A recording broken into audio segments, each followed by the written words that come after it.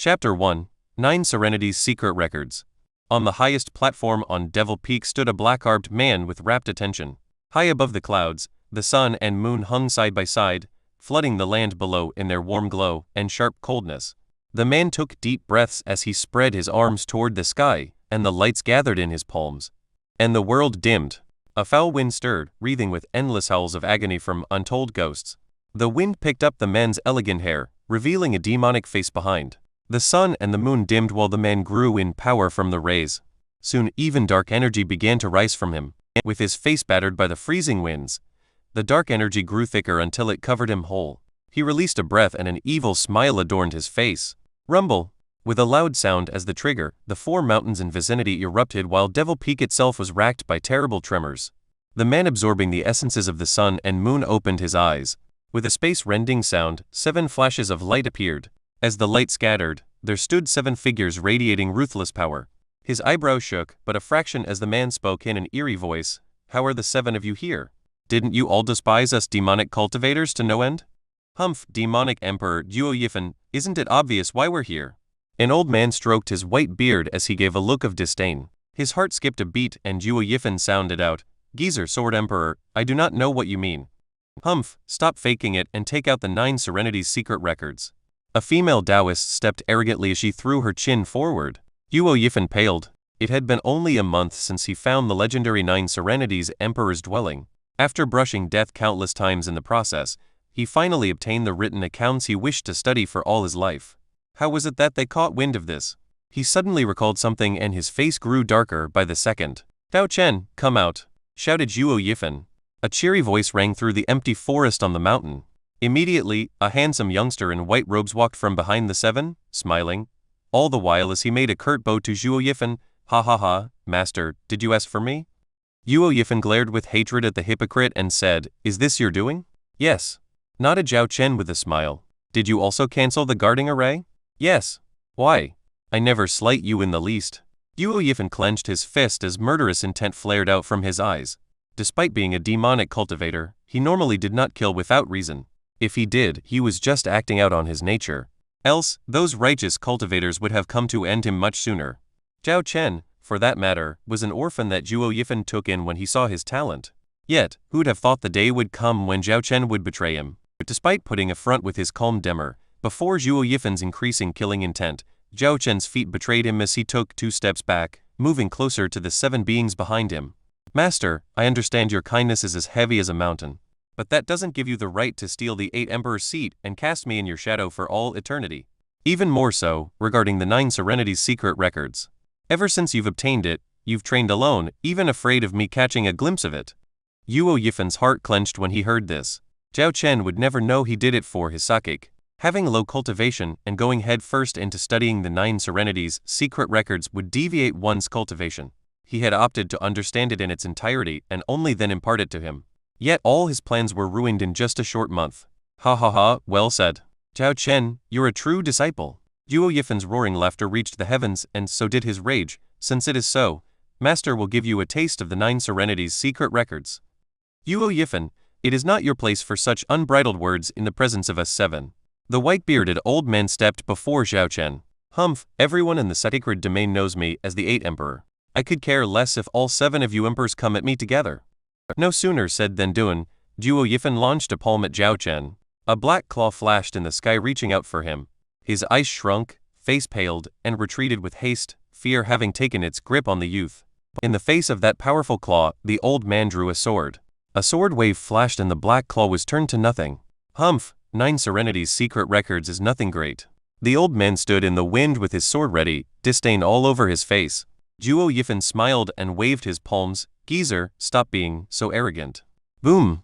As if endless thunders were rumbling, the sky was covered by thousands of black palms, bearing down on the 7. Each palm was twice as big as the claw. Such power reached a new height that even the 7 were in shock. How can this be? Did he break through to the sacred stage? Sword Emperor sucked in a cold breath at the sight. As they watched, they could feel bravery leaving them. Not even 7 emperors together were a match against a sacred stage expert. Zhao Chen's face grew paler as regret gnawing his heart. Who'd have thought just a month of practice would elevate Zhuo Yifan to such height in power? Humph, damn traitor, this is the end for you. Sneered Zhuo Yifan. Whoosh! A light fell from the heavens above, piercing the black hands and went straight for Zhuo Yifan. With no time to react, the light passed right through him. Scarlet blood spurted from his mouth and the thousands of black hands vanished. Zhuo Yifan looked with his wan face at the sky to see a middle-aged man basked in a holy aura of light. Saint! Zhuo Yifan bit his lips in defiance. He knew in his heart the newcomer's intention. Demonic Emperor Zhuo Yifan, this saint represents the sacred domain in retrieving the demon emperor's legacy. If you hand it over, your life shall be spared. The surroundings and people entered his eyes, yet none of them were reflected within. He wouldn't even deign to look at Zhuo Yifan, if not for having the 9 Serenities Secret Records. This was the strongest saint in the sacred domain.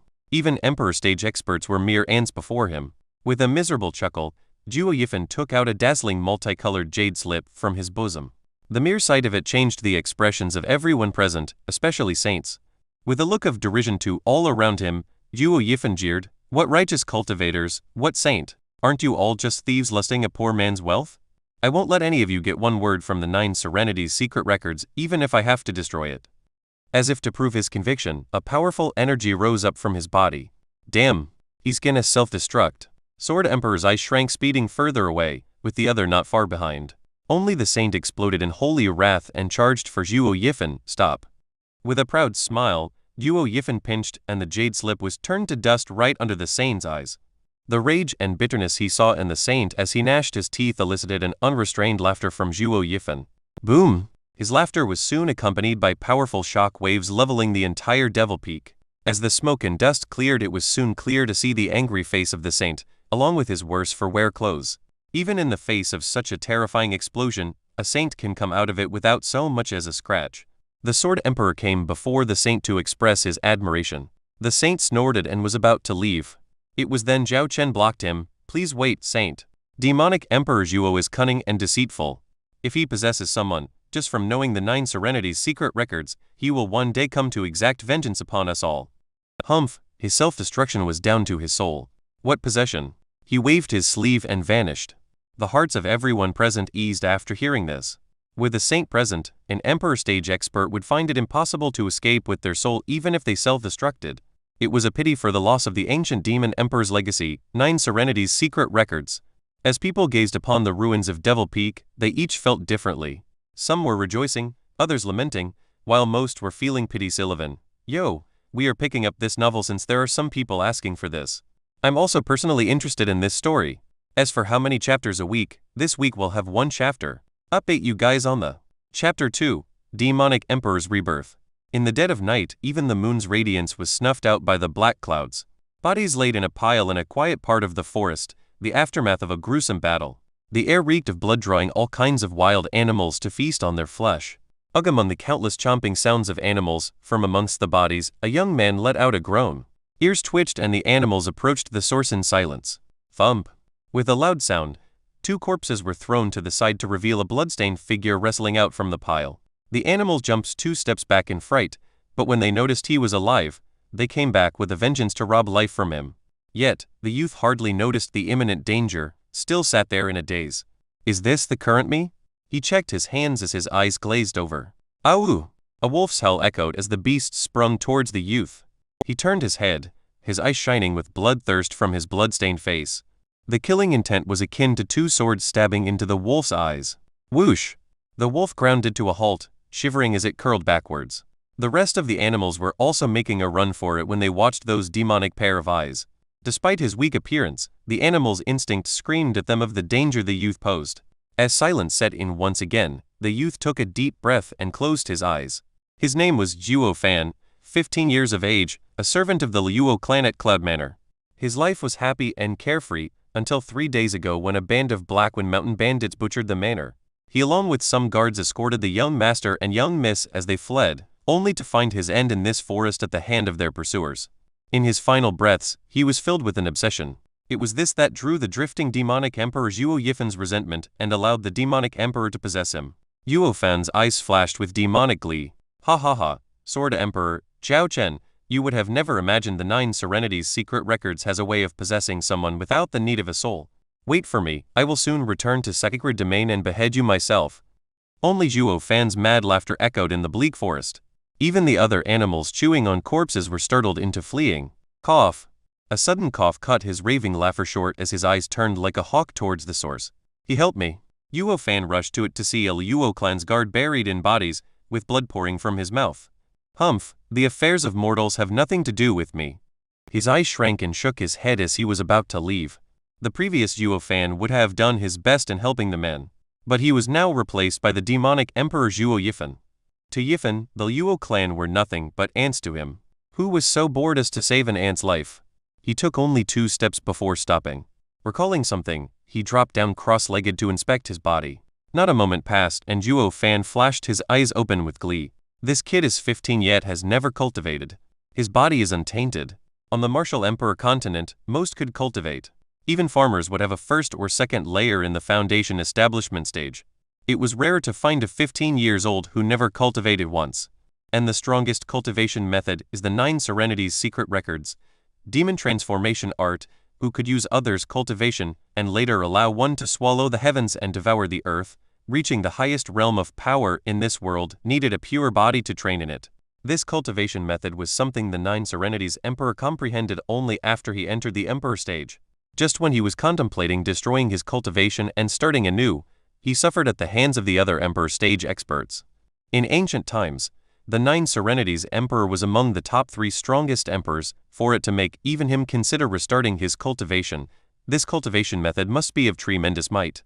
Maybe it surpassed even a heaven-ranked cultivation method. As such, once Zhuo Yifan obtained it, he began to consider his next course of action. But before he could decide, the 7 emperors and Zhao Chen came and forced him on this path. With a pure body, the effect would be even more pronounced. At this point, Zhuo Fan returned to the guard. He removed the corpses covering him and pulled him out of the rest. Empty eyes watched as he got pulled from the brink of death.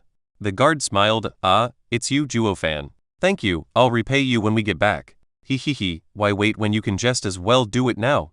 With a corner of his mouth perked up, Zhuo Fan exposed an odd smile. The guard froze as a chill seized his heart.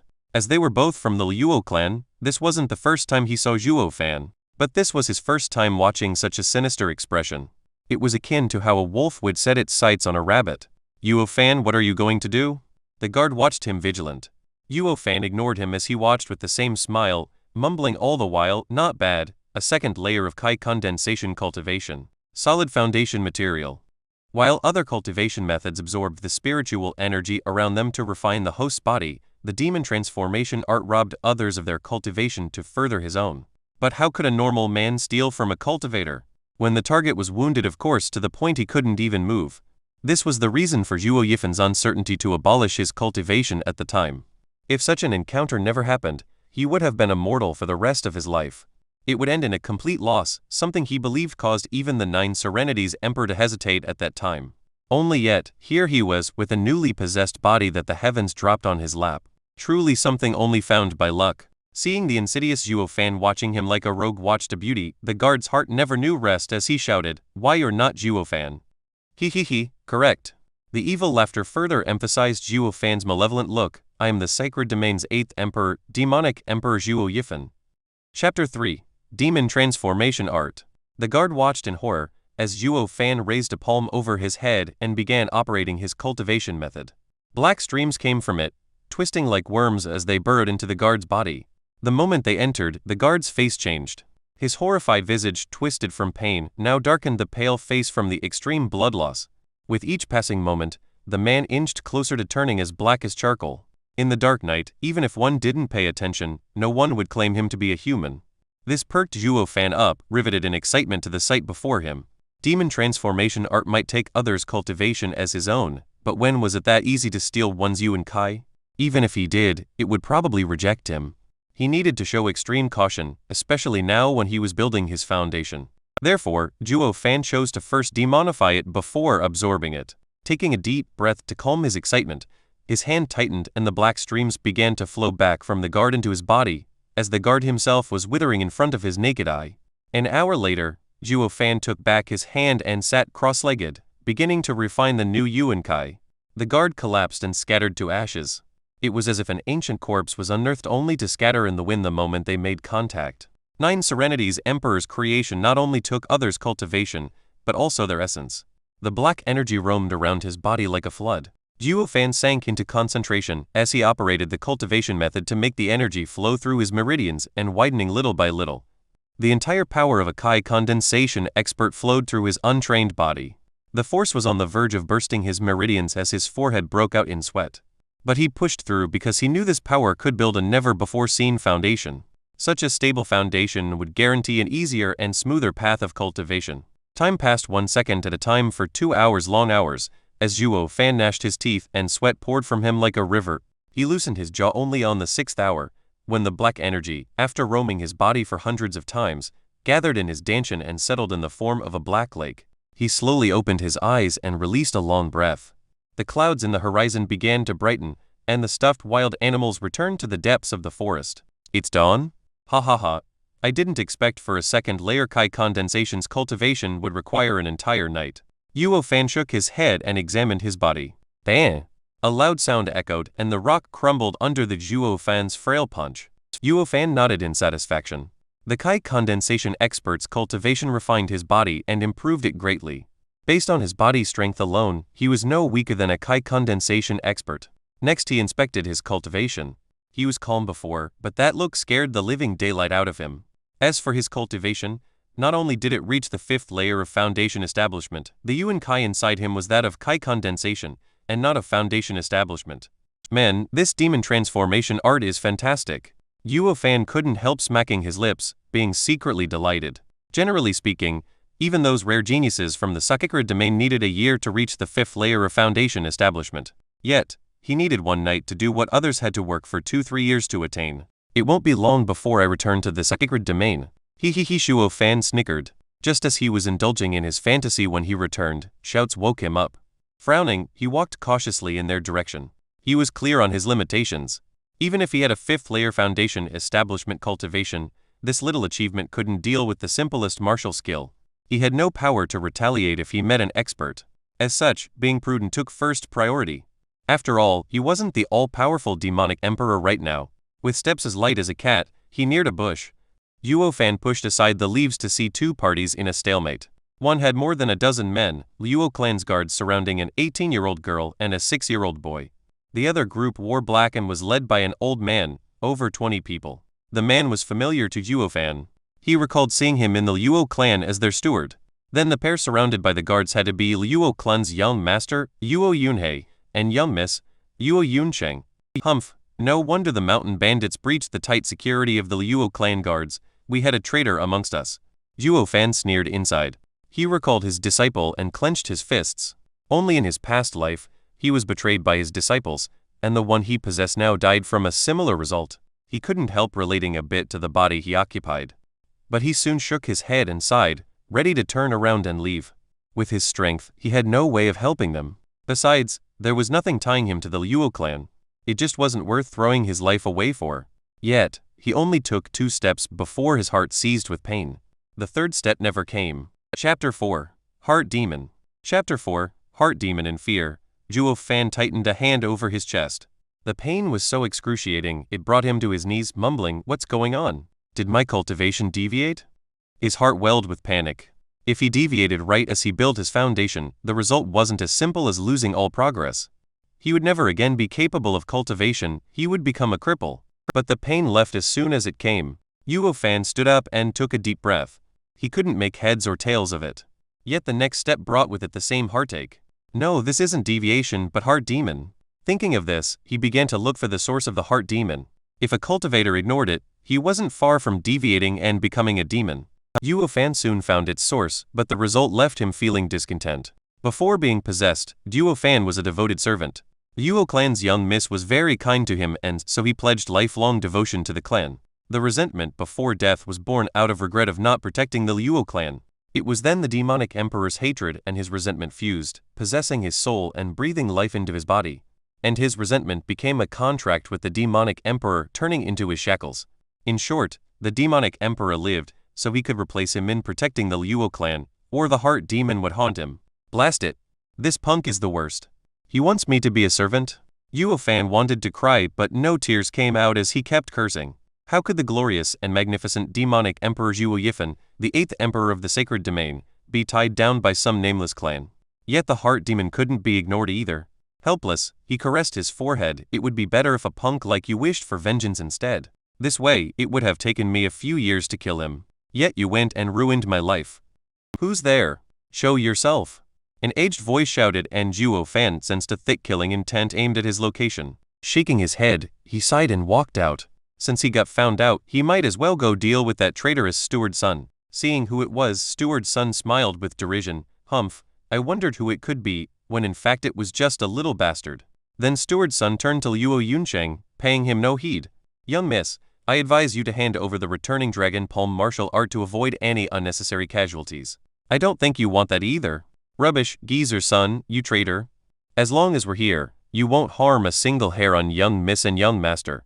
The Luo clan's guard captain took a step forward. Luo Yunsheng glared back, her pretty face filled with resolve. Steward Sun, returning dragon palm is a spirit-ranked martial art handed down in the Luo clan for generations. We will never hand it over. Zhuo Fan snorted inside. He was wondering why the mountain bandits raided the Luo clan. It was all for a mere spirit-ranked martial art. On the Martial Emperor continent, all cultivation methods and martial arts were divided into 5 ranks: spirit, profound, earth and heaven. Each in turn was split in low, mid and high. In Sacred Domain, spirit-ranked martial arts were at every corner and mere trash in the eyes of a demonic emperor, such as himself. He had thousands of them already. It was a total waste to die for such junk. Zhuo Fan sighed and shouted bored, young miss, it's just a spirit-ranked martial art. Just give it to him and I'll just give you another. All eyes quivered in shock, then looked at him like a nutcase. Zhuo Fan, quite the cheeky tone you have there. Taking out a random spirit-ranked martial art? On what grounds can a 15-year-old Luo clan servant do that? Ha ha ha. Steward Sun threw his head back and laughed, eyes filled with mockery. Even the bandits followed with their taunting laughter, not hiding their ridicule, while the guards looked at him in doubt. Even his former friends familiar with him looked oddly. This kid is usually honest. Why does he speak nonsense all of a sudden? Did the mountain bandits scared him silly? That must be it. Only with that, all guards changed their looks into those of sympathy. Zhuo Fan saw through them and just shrugged. His repertoire wasn't limited to spirit-ranked martial art, and even included Demon Emperor's ancient art, the Nine Serenities Secret Records. But they'd never believe him. Zhuo Fan, enough nonsense. Hurry up and look after the young master. Zhuo Fan turned at the scolding voice to find Luo Yunsheng in a mask of rage. But her eyes conveyed a trace of pity. Chapter 5, Obnoxious Servant. Perking up into a grin, Zhuo Fan picked up on her intent. Young miss had to be thinking he was insane, yet she still did not want him to die. As they were speaking, she was looking for a chance to hide him behind the guards. What are you waiting for? Get him over here before he humiliates us further. Luo Yunsheng shouted at the guards. Before anyone even moved, a bloody blade rested on Zhuo Fan's neck. Wait. Steward's son snickered, his eyes piercing through Luo Yunsheng's as he had figured out her plan. He, young miss is as kind as ever, wanting to save even a mentally unstable servant. Luo Yunsheng raged, Steward's son, you won't let even the demented live? Ha ha ha, right back at you. If you don't want the innocent to die, take out the returning dragon palm. We don't care if our blades get slick with the blood of one more man. With that, the bandit brushed the edge along Zhuo Fan's face and sported a bloodthirsty grin. Luo Yunsheng pursed her lips, hesitation visible in her eyes, yet still decided to close them. Zhuo Fan understood. Although the young miss had no plan to save him by taking the martial art out, as his mistress, it filled him with gratitude just from hesitating. But in the end, it would come down to him if he could save himself. Taking a look back at the bandit, he found a fat man of the same height at 7th layer of foundation establishment. It should be doable. Zhuo Fan clenched his fist and gathered Yuan Kai in his left, eyes flashing with ruthlessness. Humph, since you're so stubborn, Zhuo Fan will be the first to die because of you. Steward Sun's hand dropped, staring at Luo Yunsheng's pain-filled eyes. Fatty, kill him. He grinned and raised the blade way up high. It was then that a thump echoed out, soon followed by bone snapping along with the fat man's wails. His blade had long ago slipped from his hand. Zhuo Fan picked it up and decapitated the man. Blood spurted and a large head trailed the air. Zhuo Fan was only in the 5th layer of foundation establishment, yet his Yuan Kai was something only a Kai condensation expert would possess. In a moment of the fat man's ignorance, he elbowed his chest and snapped his ribcage. He followed with a swing of the sword in one smooth motion. None could even react as the fat man's head flew from his shoulder. Plop.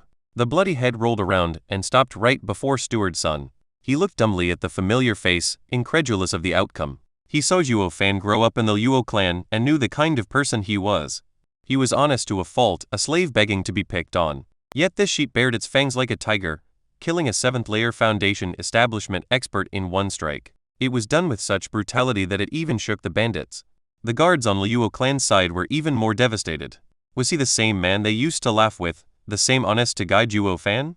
Leaving the kill aside, his quick and brutal act was something not even the captain of the guards could match. Every single one of them stood in shock, watching dumbly as blood dripped down Zhuo Fan's blade to the point they forgot even to breathe. If Zhuo Fan didn't take this chance to leave, he'd never get another. Zhuo Fan's eyes squinted, pressed his advantage, and threw the bloody saber at Steward's son, all the while running for young miss and young master. By the time the saber arrived, he was already before Luo Yuncheng. One hand held Luo Yunhai while the other grabbed her, running like hell deeper into the forest. Luo Yuncheng was still in a daze, letting him pull her. Steward's son saw the target slipping away again and panicked after them. But the captain and his guards were there to block them. "Humph, think you can stop us?" Steward's son said with cruelty. The captain smiled and shook his head. "No, but we can buy them some time for them to get away." He, with you dead, you still think they can escape?" Only taking one last look in their direction, the captain nodded. If it was before, perhaps no. But they have that boy. The guards nodded, with their trust in Zhuo Fan beginning to grow in their hearts. They might not know why Zhuo Fan was so bold all of a sudden, but with him next to the young miss and young master, their chances of survival were high. Gnashing his teeth, Steward's son looked darkly beyond them. "That brat dares to meddle in my affairs. Once I get my hands on him, I will flay him. I'll make him wish for death." Chapter 6, Vile Servant. Actually, Zhuo Fan carried Luo Yunhei in one hand while the other pulled the tender arm of Luo Yuncheng in his mad dash, leaving behind the cries and wails of the guards at their backs. "Wait, we can't just leave them." Luo Yuncheng recovered after a while and said anxiously. Zhuo Fan kept going without paying her any heed. "Let go." Luo Yuncheng saw him disobeying her and threw his hand off. Zhuo Fan stopped and stared her down. "We need to go back. We can't let the guards throw their life away for us." "Can you beat them?" said Zhuo Fan. Luo Yuncheng sighed with a frown. "The others are bad enough, but they have Steward's son in the 6th layer of Kai condensation while I am only in the 3rd layer and the captain in the 4th. Even if we join forces, we are still no match for him. What's the point of returning then? Let's go." Zhuo Fan snorted and grabbed her again to dash. It was now that the child in his other hand squirmed. "Stinky slave, how dare you talk back to your master? Apologize to my sister, and I won't let you but blossom in pain." Zhuo Fan looked in a daze, the pup bearing his fangs in his arm, then looked at Luo Yuncheng. The young miss was angry, recalling he was but a mere servant of the Luo clan. Only now did his disrespectful words sink in. But so what? He wasn't the real Zhuo Fan anyway. Moreover, they weren't exactly the same revered Luo clan either. Your family is on the brink of being exterminated, yet you have time to nitpick? If not for the heart demon, the majestic demonic emperor would have never even minded your trifling matters. "Brat, think I won't make your butt blossom?" Zhuo Fan stared at Luo Yunhai. "You dare slave?" Luo Yunhai glared back without fear. He grew up in the manor and knew of the gap in their status. How could he ever come to fear a servant's threat? Such a pity the one before him wasn't Luo clan's servant. With a grin, Zhuo Fan bent him over the knee, pulled his pants, and slapped like no tomorrow. The sonorous slaps rang in their ears, striking Luo Yunhei and Luo Yuncheng dumb. They never dreamed of this ever happening. A servant daring to slap a master's bum. To the point even the bratty Luo Yunhei forgot about the pain. But he soon got a taste of the scorching sting on his rear. "Impudent!" Luo Yuncheng cried in alarm, wrestling her brother from him and into her embrace. "Zhuo Fan, you dare raise your hand against your master?" Luo Yuncheng was known in the clan for her gentle nature and warm and refined demeanor, a girl from a wealthy family that never got angry. But Zhuo Fan's act took the cake and made the rage inside her burn like never before. Zhuo Fan avoided her eyes as he sneered, "Not as daring as young miss. To the point of wasting time berating others while the enemy is just around the corner." The noise behind them was getting weaker. Zhuo Fan and Luo Yuncheng were clear the guards couldn't hold on much longer. "I only slapped him a few times, but if you do not run, those men will soon take his life." Zhuo Fan pointed at Luo Yunhei. Luo Yunhei was still angry, but Zhuo Fan's words struck close to home. Her brother was the only male left in the clan. She could sacrifice herself, but nothing must happen to him. After some thought, she became serious. "Zhuo Fan, take young master and leave while I stall them." "I refuse," blurted Zhuo Fan. "If you dare leave, I will kill this brat." Yushi was at a loss for words. Never would she have imagined her clan would house such an arrogant and impudent servant that would dare threaten their master. I've lived in the Luo clan for all my life and do not know the surrounding. If you leave, me and the brat won't make it. Zhuo Fan continued. Zhuo Yuncheng nodded in silence, her anger cooling. It made sense. But the next words flamed her anger to new heights, staring daggers at him. It won't mean much even if you die, but try not to take me down with you. Zhuo Yuncheng turned green, but held it in. He ignored the pair and turned to walk. Is there any place nearby where we can hide? Snorting, Zhuo Yuncheng glared at him while ignoring the insufferable servant. But she was a young miss after all, and even though her anger never waned, she still knew to look past it in this dangerous situation. There's only farmland around us for 100 miles, and only the west face of the Blackwind Mountain is the only place few people venture in. It is a forest covered in fog that not even the mountain bandits know in detail. Then that's where we'll go. Zhuo Fan nodded. Carry your brother and lead the way. Only she snorted and walked forward without sparing him another look. Just how could she stumble upon such bad luck, where the two siblings were now accompanied by an arrogant and rotten slave? She was in front and he was in the back. It was as if the master-servant roles were reversed. Never had the siblings suffered such humiliation.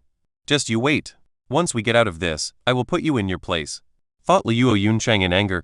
Chapter 7, Wraith-Array. 4 hours later, they found them before a fog-wreathed forest. Zhuo Fan's eyes flashed each time they roamed over the trees swallowed by the mist. This is misty forest, covered in fog year-round. Any who enters will find it hard to come out. Zhuo Yuncheng hesitated. We might lose them there, but we might also get lost for all eternity. Zhuo Fan didn't pay her much heed, inspecting the area, especially the mountain in the east, which was surrounded by clouds. Is that Blackwind Mountain? Zhuo Yuncheng nodded. My dad said Blackwind Mountain's mountain lord has great power, no less than his. Our clans have been fine for decades yet, for some reason, their bandits attacked out manor. Good place. Zhuo Fan rubbed his chin, showing heartfelt admiration. Azure Dragon in the east, White Tiger in the west, Vermilion Bird in the south, Black Tortoise in the north, and Killen's Horn in the center, breaking the sky. This is a natural array. Zhuo Fan mumbled, such a pity, no one knowledgeable discovered it. Now that I'm here, I'll make this place my second Devil Mountain. Zhuo Fan's eyes flashed with joy. He was clear of this mountain's value. If this was sacred domain, only a saint could grab hold of such a place. Young miss, want to kill Steward's son and the rest here? Zhuo Fan turned his head. Zhuo Yuncheng was startled. They only numbered 3 while a strong party was hunting them down and they had hardly enough time to escape. Just how were they going to destroy them? Zhuo Yunhai snorted and smiled wryly at Zhuo Fan. Stinky slave, stop bragging. Is your butt itchy again? Zhuo Fan's glare stuck Zhuo Yunhai's words in his throat. That round of slapping to his rear told him this servant couldn't care less for this young master. Humph, a wise man knows when to retreat. Once I get home, I'll see how tough you are. He mumbled on his sister's shoulder.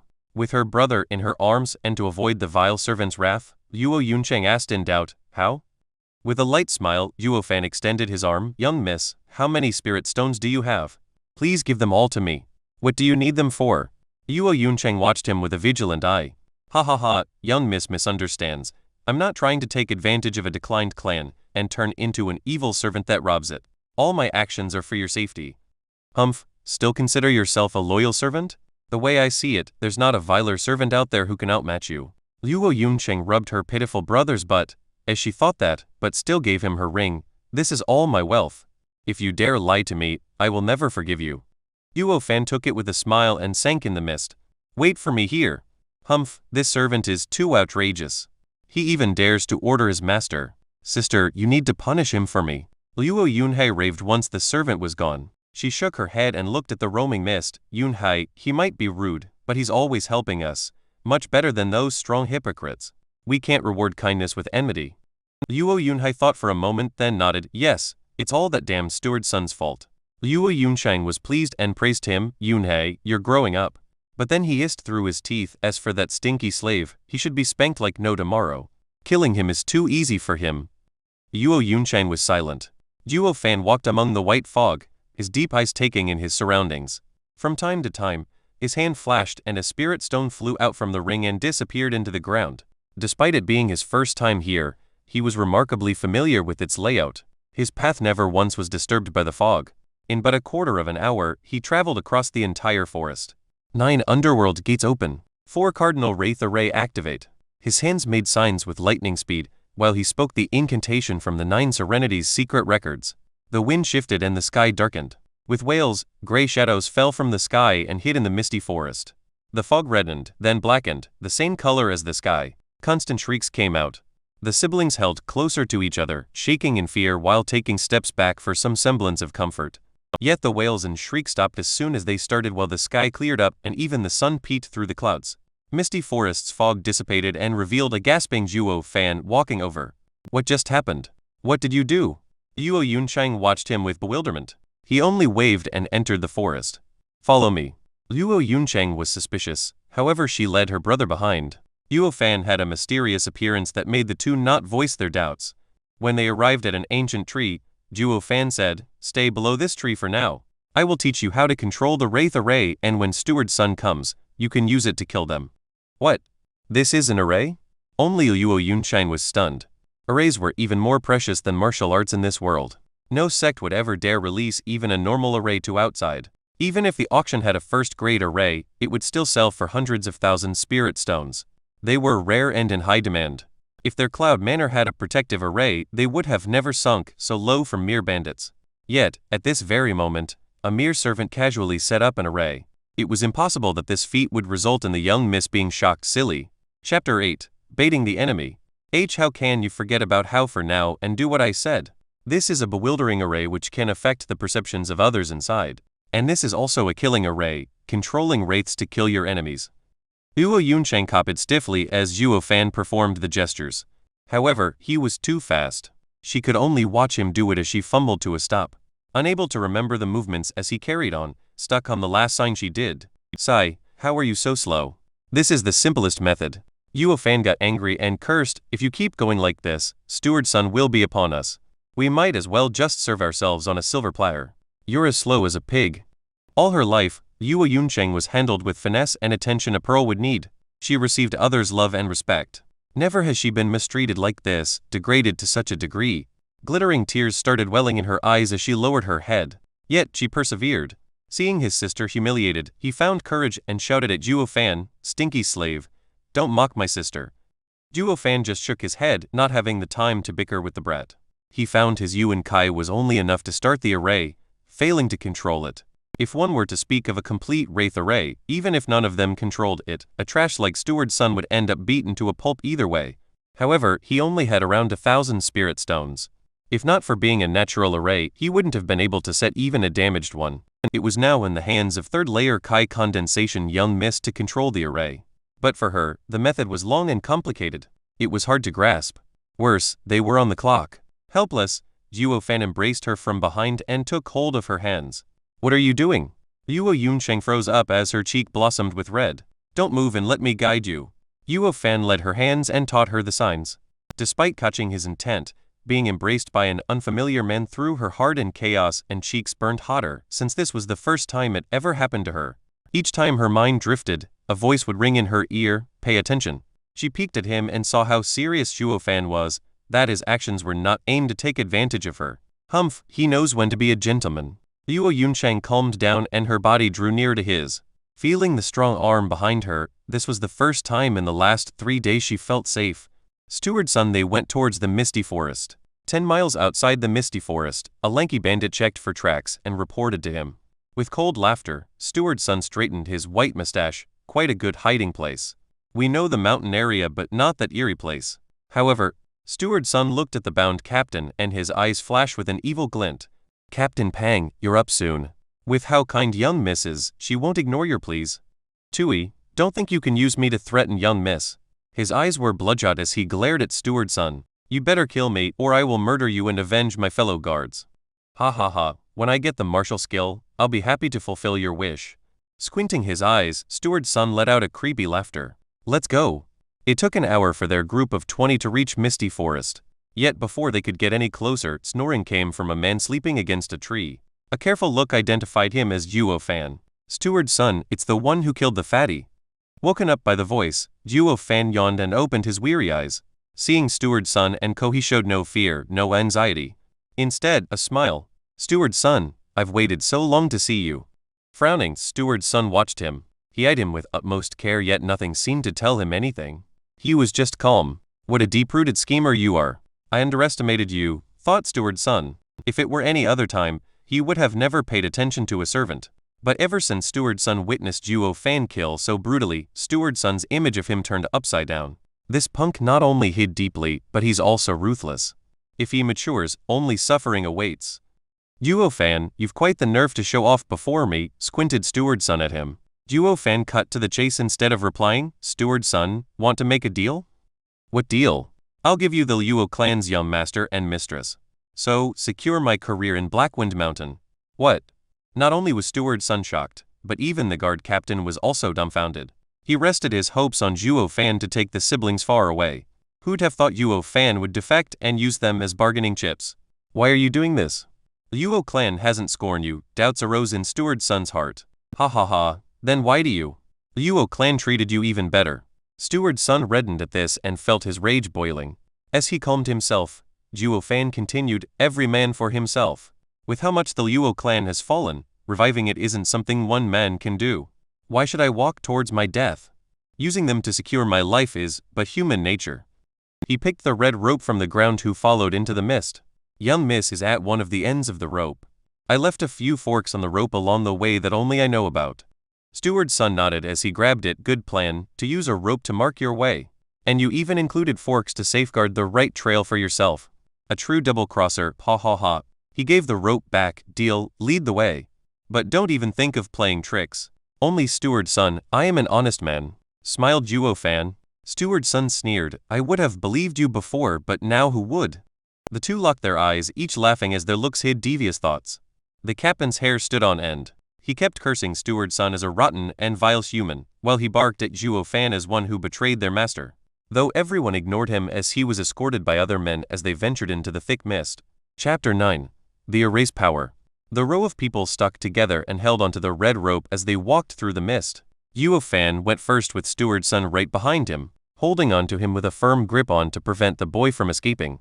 Because of the thick mist, one couldn't even see the figure of the one in front and relied on their hands to feel their neighbor.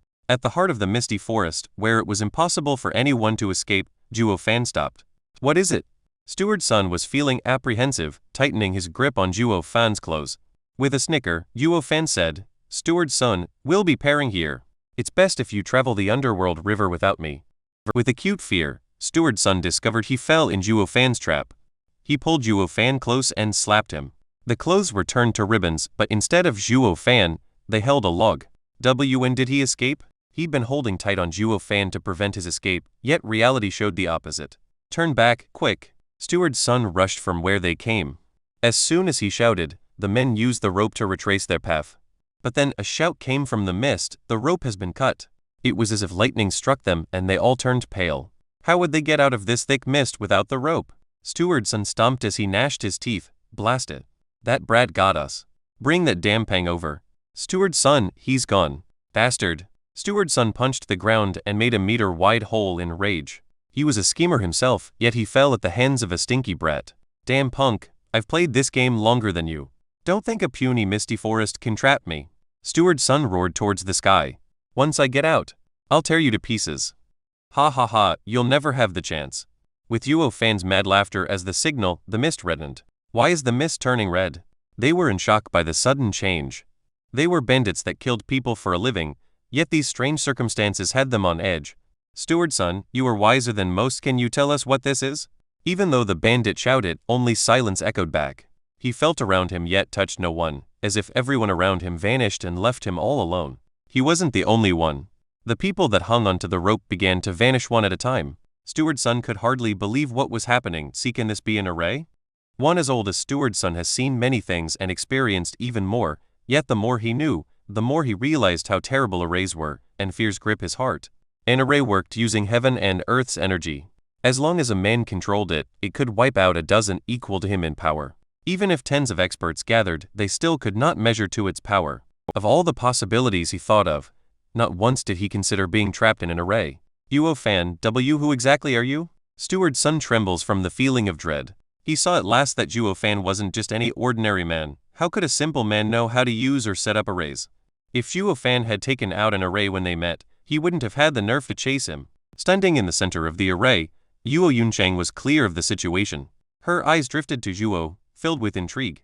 Squinting, Zhuo Fan kept a cold and callous expression as he said, "Kill them." She followed his order by following his hand signs. The blood-red fog changed again, this time black, and swallowed all that laid within. Now they couldn't even see themselves. Only their ears picked the mournful wails of thousands of wraiths. With fear as their only companion, they lost all their will to resist once the black streams of energy started burrowing inside them. They felt their soul devoured yet were powerless to resist. Only all succumbed to terror at this point.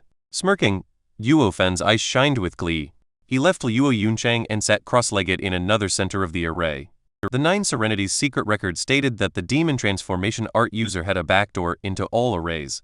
The men in the array were driven mad, and all he needed to do now was to absorb their Yuan Kai. Chapter 10. Constant Breakthrough. Ashes to ashes, dust to dust, 9 underworld wraiths return to me. Zhuo Fan's hands moved as he stole the array from under Luo Yunchang's control, while also making the clear figures of Steward Sun and the rest disappear from her mind. Luo Yunchang felt it odd and redo the signs to no avail. The misty forest was drowned with shrieks and wails. Steward Sun and the rest became pitch black, but still had a sliver of awareness left as black shadows left their body. Each time one flew out, it evoked cries of torment as if pieces were ripped from its body. When the last shadow left, the cry stopped and so did their life. Their body dried up like a mummy and they turned to dust. In the darkness, the shadows returned like bees to Zhuo Fan and entered his body. He accepted them with a calm face, and soon his body turned black just like Steward Sun did. When the last shadow burrowed, he began doing hand signs to practice the demon transformation art. The still black Yuan Kai inside him boiled as it charged through his meridians and settled in his dantian. And his power grew with it. In an instant, he entered the 6th layer of foundation establishment. In the next instant, he was in the 7th. And then, he was at peak 7th layer. He kept going like this through the 8th layer, then the 9th, until the peak of foundation establishment. He opened his eyes and took a deep breath as he clenched his hands, feeling the power course through him. This time, it wasn't as easy. The wraiths were almost spent when he demonified the Yuan Kai for himself. But with his experience, as a veteran demonic cultivator, he understood that breaking through in a state of exhausted Yuan Kai holds much more value with his future progress. He clenched his teeth and operated the cultivation method. He sucked the wraiths dry and used the remaining Yuan Kai he had to make one final push. Bam! Zhuo Fan heard something explode. He felt as if a dam broke and his body coursed with powerful Yuan Kai then settled in his dantian to replenish his spent reserves. This act of scraping for the last traces of energy enlarged his meridians by more than double. Kai condensation. Zhuo Fan's eyes opened with glee. Even when he did this in his previous life, his meridians were nowhere near as wide as they were now. And the Yuan Kai in his dantian allowed him to face an expert at Kai condensation. He was 3 times as powerful as before. He released a long breath and made some hand signs to release the wraiths. They turned back to gray and he went back to normal. When all wraiths were gone, Zhuo Fan stood up and a single wave from his hands pushed away the black fog, allowing the sun's rays to land on the forest. He could now control the array himself, no longer needing Luo Yunchang's assistance. He showed a small smile as he looked at the sky. Now that I'm in the Kai condensation, I can practice some martial arts. Despite the end of Steward Sun and his retinue of bandits, Zhuo Fan had managed to free the Luo clan siblings. It could be said Zhuo Fan benefited the most out of this. Without devouring Steward Sun, he would have never reached Kai condensation. It was at this stage that he could practice martial arts. Later, not only could he defend himself, but also easier to devour others, becoming stronger himself. Zhuo Fan! A clear shout came from Luo Yunchang as she came over, embracing her brother. Meanwhile, the guard captain followed behind. Where did you run off to? Why did I lose control of the array? Perhaps there were too few spirit stones and the array collapsed. I just saw Steward Sun die. This is worthy of celebration. No one escaped, dodged Zhuo Fan. He wasn't about to reveal his secret, because in this world, demonic cultivators were strong, uncanny, and cultivated with shocking speed. And his demon transformation art was even more monstrous. If others knew, he'd be a public enemy. This was why he died last time. So, for his second life, he made sure to avoid any mistakes. Luo Yunchang nodded, believing him. After some hesitation, Captain Pang toughened his resolve and kneeled. Brother Zhuo Fan, I was too reckless before, unaware of your plan and still cursed you. If you must punish me, I will accept any that you might have for me. Even if you ask for my head, I will gladly offer it. Zhuo Fan nodded inside. Captain Pang was a loyal retainer. If Xiao Chen had this level of devotion, Zhuo Fan wouldn't have fallen so low. Sighing inside, he helped Captain Pang up. Captain Pang is a captain of the guards while I am just a mere servant. How could I receive such courtesy? Moreover, we have young Miss to thank for setting up an array to eliminate Steward Sun's group. Luo Yuncheng watched him, confused, only nodding when he threw Luo Yuncheng a look. Although Luo Yuncheng didn't know why Zhao Chen avoided admitting he was the one who set the array, he did save her, and still deferred for her opinion. Captain Pang turned to Luo Yuncheng in shock. Young Miss knows arrays? Only Luo Yuncheng laughed, embarrassed, forced to admit it. Heaven protected the Luo clan. Young Miss knows arrays, our rise is imminent. Captain Pang threw his head back and laughed, exhilarated by the prospect. Zhuo Fan rubbed his nose. Luo Yuncheng stole a glance at Zhuo Fan. If a Luo clan is to rise, it's only thanks to this man. Chapter 11. Entering Windgaze City. Zhuo Fan understood her, and quickly said, now that we no longer have Steward Sun breathing down our necks, what does young Miss intend to do next? We were planning on seeking shelter at Kai Manor. Captain Pang spoke before she could. This captain of the guards no longer treated Zhuo Fan as a common servant, but of equal status. You should know that Kai Clan's young master has a marriage agreement with young Miss. Windgaze City's Kai Clan? Zhuo Fan rubbed his chin, nodding. According to this body's memories, Kai Clan was the best clan in the Windgaze City, of the same power as Luo clan. If he could hand over the Luo siblings to them, then the grudge would be settled and his heart demon lightened. Maybe it could even be dispelled. Zhuo Fan nodded at this thought. Alright, let's go to the Kai clan. But not before he took one last look at Blackwind Mountain, mumbling, I'll be back. At the same time, in a dark cave atop Blackwind Mountain, a malevolent youth was on a large seat. His eyes were filled with cruelty as they flicked to his subordinate. Any news of Steward Sun? Reporting to young lord, Steward Sun said he'd soon have the martial art. The bandit was shaking like a leaf, fearing to even meet the youth's eyes. Withdrawal. Yes. The bandit wiped the sweat from his head, not lingering one moment more if he could help it, from fear of being eaten. The youth rose and moved behind the cover placed at the back of his seat. An old man laid there, glaring with fury at him. His lips trembled but no words came out. The youth patted the man's hand with a smile. Master, be at ease. Your friend left first and is waiting for you. Once returning Dragon Palm arrives, I will reunite you two old friends. The old man's eyes were bloodshot at this, as if wanting to eat him alive. Despite the constant trembling, he could do nothing else. In response, the youth's savage and vicious laughter echoed throughout the cave. Windgaze City was the largest city in 100 miles and a 10-day journey from the Luo clan. From fear of other bandits pursuing them, Zhuo Fan and the others sped up and reached it in 5. Once inside, the bustling of the city assaulted them while also bringing some comfort. All the tension accumulated over these past days seemed to seep from them. Now that she was finally around other people, Luo Yuncheng's strained face finally revealed a smile. Yunhai, look there. Pulling his hand, she pointed at a juggling stall. Captain Pang was happy to know the fall of the young Miss clan didn't put a damper on her spirits. Brother Zhuo Fan, I seem to recall you never came to Windgaze City. Zhuo Fan just nodded. Captain Pang was stunned at that. Windgaze City's bustle was famous around these parts. He recalled the last time he came here and was so excited he couldn't sleep for 3 nights. Why was it that a homegrown kid who never saw the flourishing city didn't even flinch? Of course, how could he know? In Zhuo Fan's eyes, this place was no different than a village. Old Pang, is Kai Clan far from here? Sharing hardships brought them closer and even started calling each other brothers. Luo Yuncheng spoke before Captain Pang could. We don't need to go so quickly. I and Yunhai must make an official visit first, then I will come see you. Stay at a tavern in the meantime. So annoying. Frowned Zhuo Fan. With a bitter smile, Captain Pang just shrugged. Can't be helped. There's no one rushing us now. If we go there now, they will laugh at us for not showing propriety. Fine, you go first. Zhuo Fan sighed, but nodded. As long as the siblings were safe and he gained his freedom, waiting for a bit more wouldn't hurt. After 5 days of silence, someone couldn't restrain their temper and began running his mouth. Humph, stinky slave. Windgaze City is my sister's domain. Just you wait, see how I'll deal with you.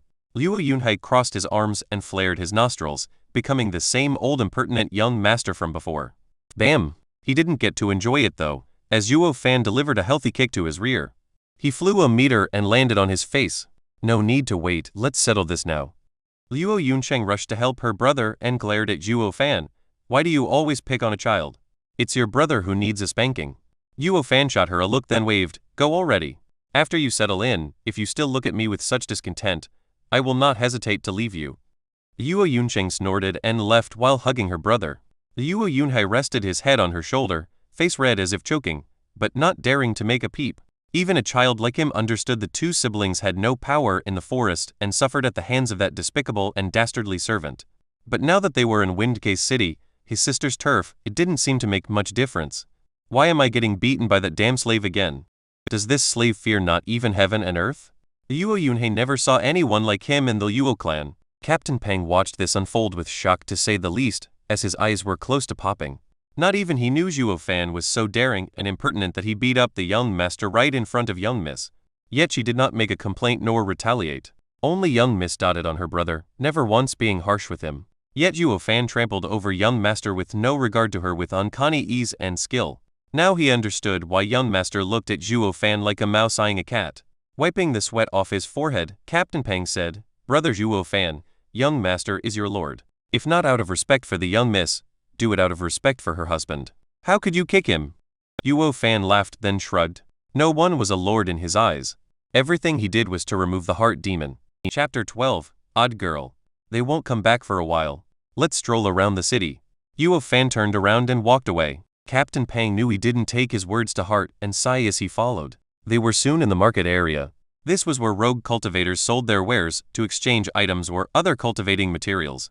With Zhuo Fan's experience, he should be able to find goods which others overlooked. The two visited many stalls, and many times, Captain Peng wanted to put his hands in his pocket, but when he saw Zhuo Fan walking away with a dull look, he followed suit. Perhaps he wasn't aware, but the Grand Captain of the Guard was reduced to following Zhuo Fan at every step. AI, since when did the world overflow with overlooked treasures? Let's just go.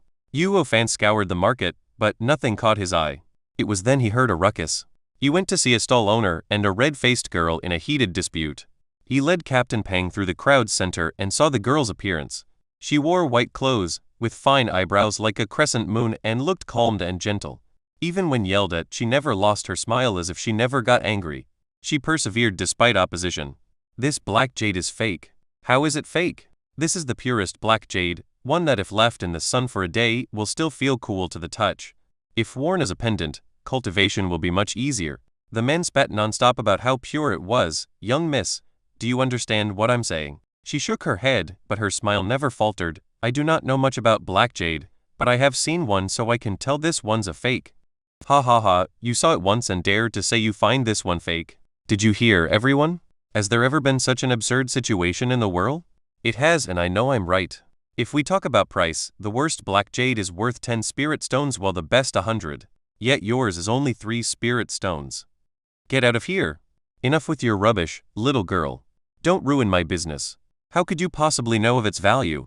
The girl smiled while staring at the man. He felt a rage burning inside, but had nowhere to vent. As the saying goes, you can't strike one who only smiled. The girl kept denying the black jade's price without a solid reason. If it was any other person, he would have slapped them silly. But her smile left him powerless to even lift his hand. That black jade is indeed fake. A man's voice echoed out and the crowd saw Zhuo Fan watching the girl with a smile. Young miss eyes are true, but cannot explain where the fault lies. As everyone knows, reality is a matter of perception. What's real can be fake and what's fake can be real. The girl was taken aback, but nodded while scrutinizing him. Zhuo Fan turned to the crowd. Everyone, is it possible to prepare a few things? Sulfur, clover. He enumerated some of the most common things, and some people already bought them. Under everyone's eyes, Zhuo Fan threw them in water, stirred, and said to the stall owner, "Please place the black jade inside." "Humph, you're just washing it." He was also confident, even as he placed it inside. But once it entered, the water began to bubble and turn red. It even released a faint hint of blood energy. How can it be? The stall owner was shocked. The girl also watched wide-eyed, astonished. Ha ha ha, no need to be so surprised. This black jade was just an imitation that will show its real color once introduced to water. Zhuo Fan took the black jade and gave it to the owner. Now you should know this lady was right. That bastard lied to me. He sold it to me for 20 spirit stones. The stall owner gnashed his teeth. This black jade is only worth 3 spirit stones.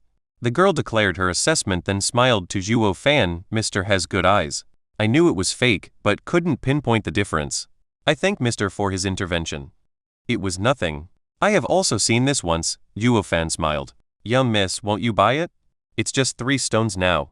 No need. I only wanted to inform others of the stone's real price. She chuckled and left.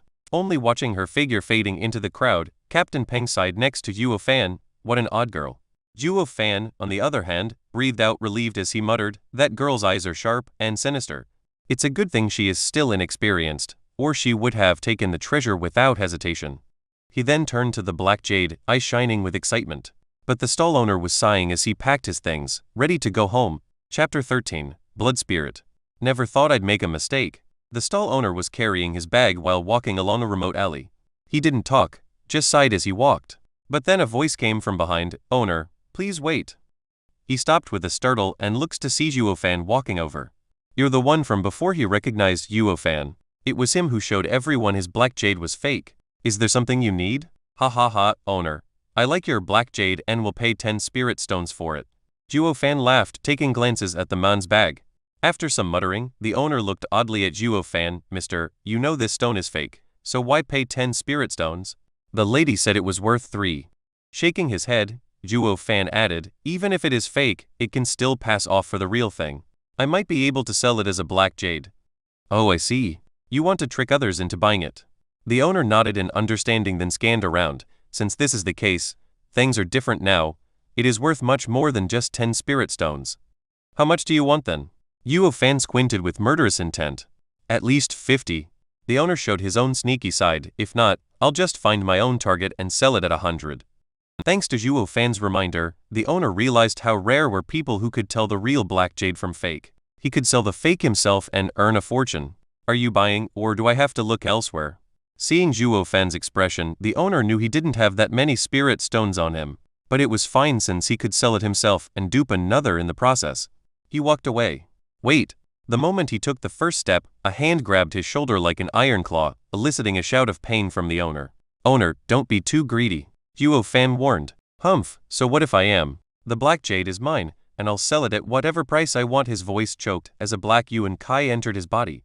After his body turned black, a breeze scattered his dust into the wind. Releasing his breath, Zhuo Fan felt his yuan kai grow a bit. He was a first-layer kai condensation expert. The 7th-layer foundation establishment owner hardly helped in increasing his power. He just wanted to trade, but the owner had to be ruthless and force his hand. Zhuo Fan took the black jade and returned to the tavern. He wasn't addicted to killing, but some people were addicted to courting death. Zhuo Fan met with Captain Peng at the tavern and threw him a pouch. "Old Peng, here." Captain Peng didn't understand. "Eh? The 10 spirit stones are all here? Didn't you buy it?" Zhuo Fan left Captain Peng at the tavern after borrowing 10 spirit stones, saying he found something that caught his eye. Yet the same spirit stones were left in the bag, untouched. "Oh, that old man was so nice, he just gave it to me." Zhuo Fan dodged. "Also, old Peng, guard my door and don't let anyone come in." With that, he closed the door to his room. Captain Peng found it strange, but since they were like brothers now, he helped him out.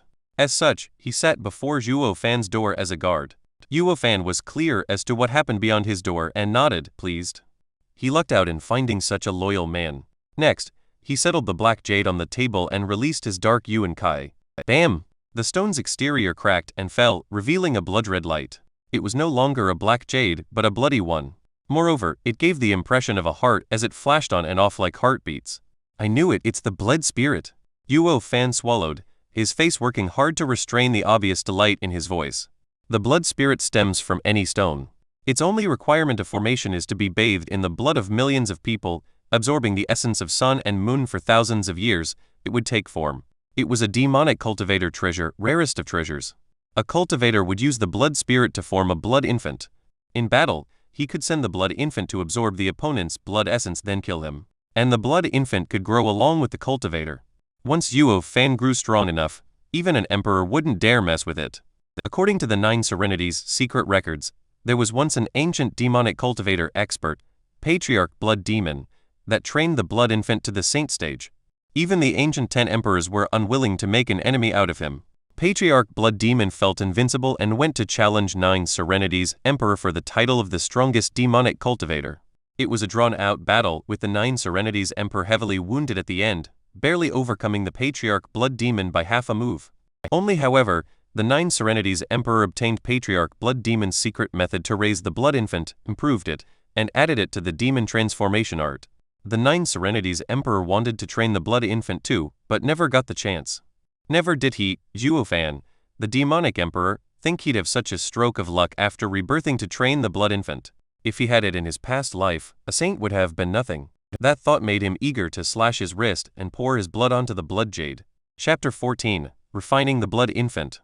Plop plop. Just like how an infant breathed, each drop of blood landed on the stone and disappeared the next instant.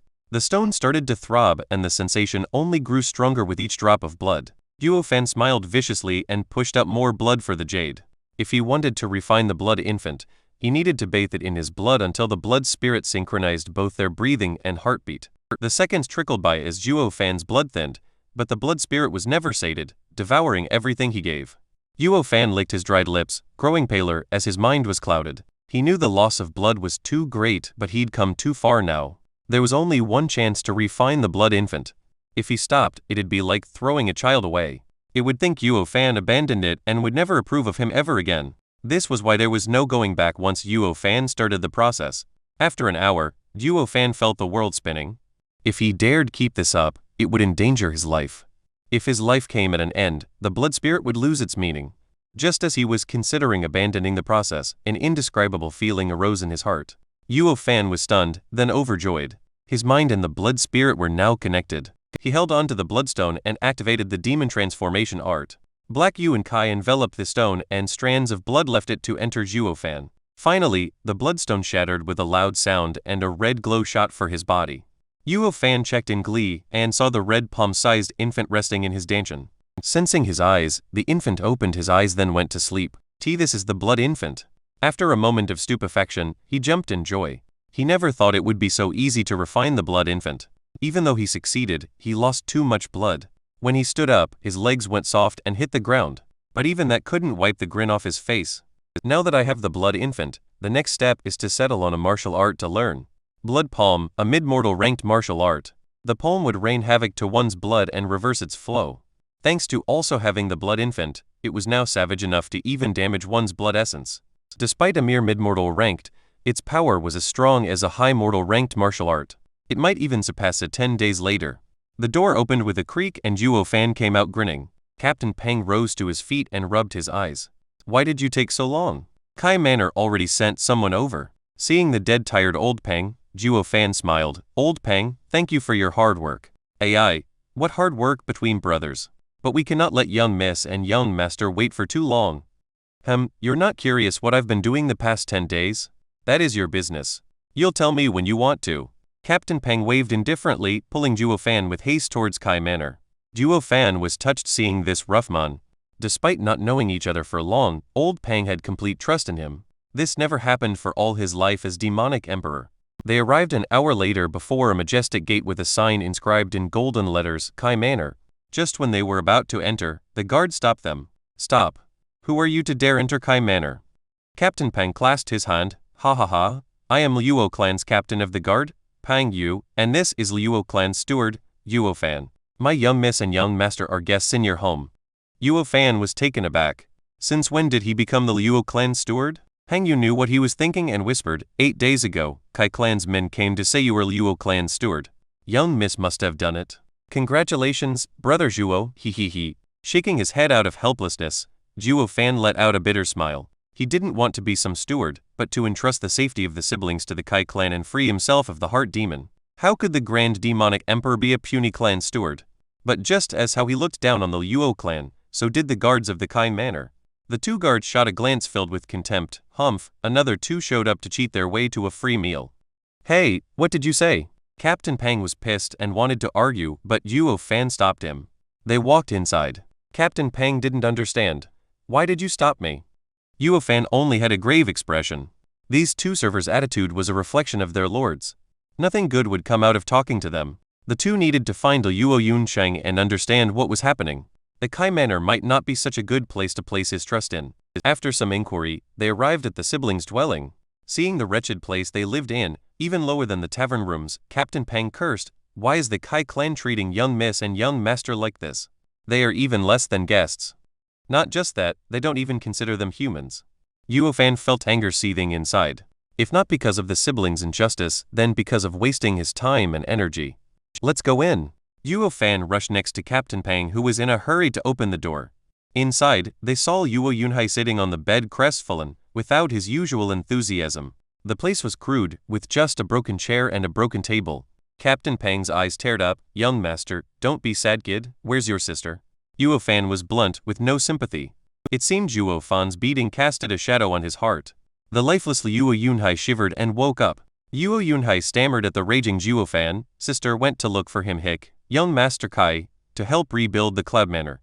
Only asking for help in this situation is asking for humiliation. Let's go look for your sister."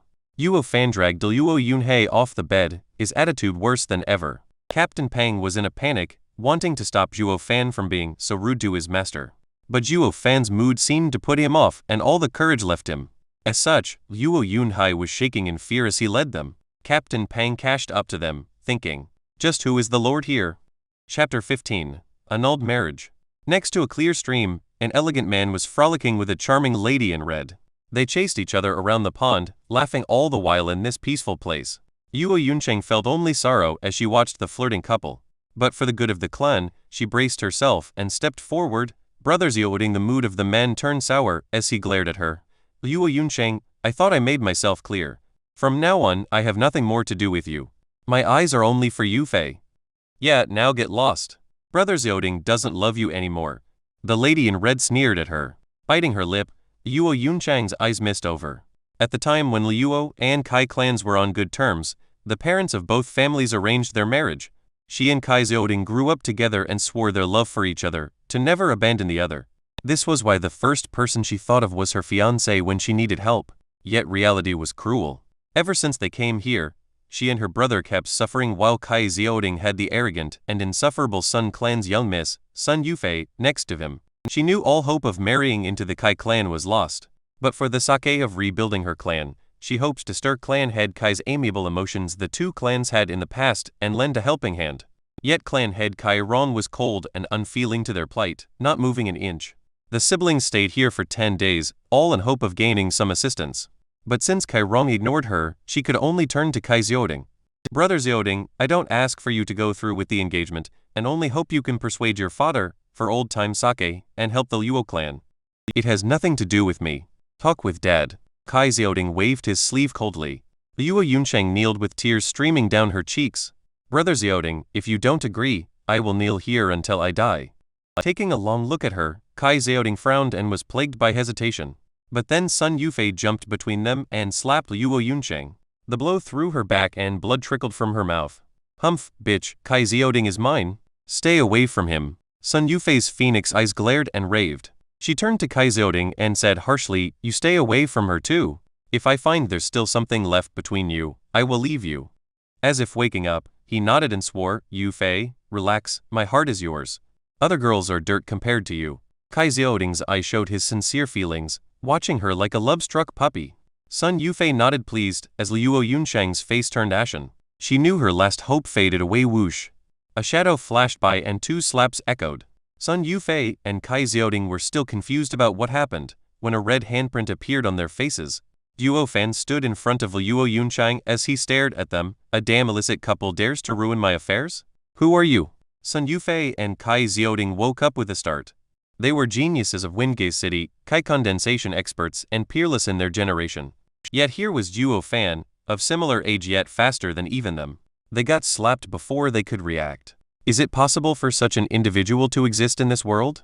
As the scene played out, only Captain Pang and Luo Yunhei came to Luo Yuncheng's help. Seeing the thin figure in front, Captain Pang was even more shocked. Although he was an expert in the 4th layer of Kai condensation, while Kai Zioting was in the 3rd, a level beneath him, they had different upbringings, and if they clashed, he might even lose. Yet such arrogant geniuses were slapped by Zhuo Fan. Thinking about the power he displayed in the forest, Captain Pang couldn't help but wonder how he got so strong in such a short span of time.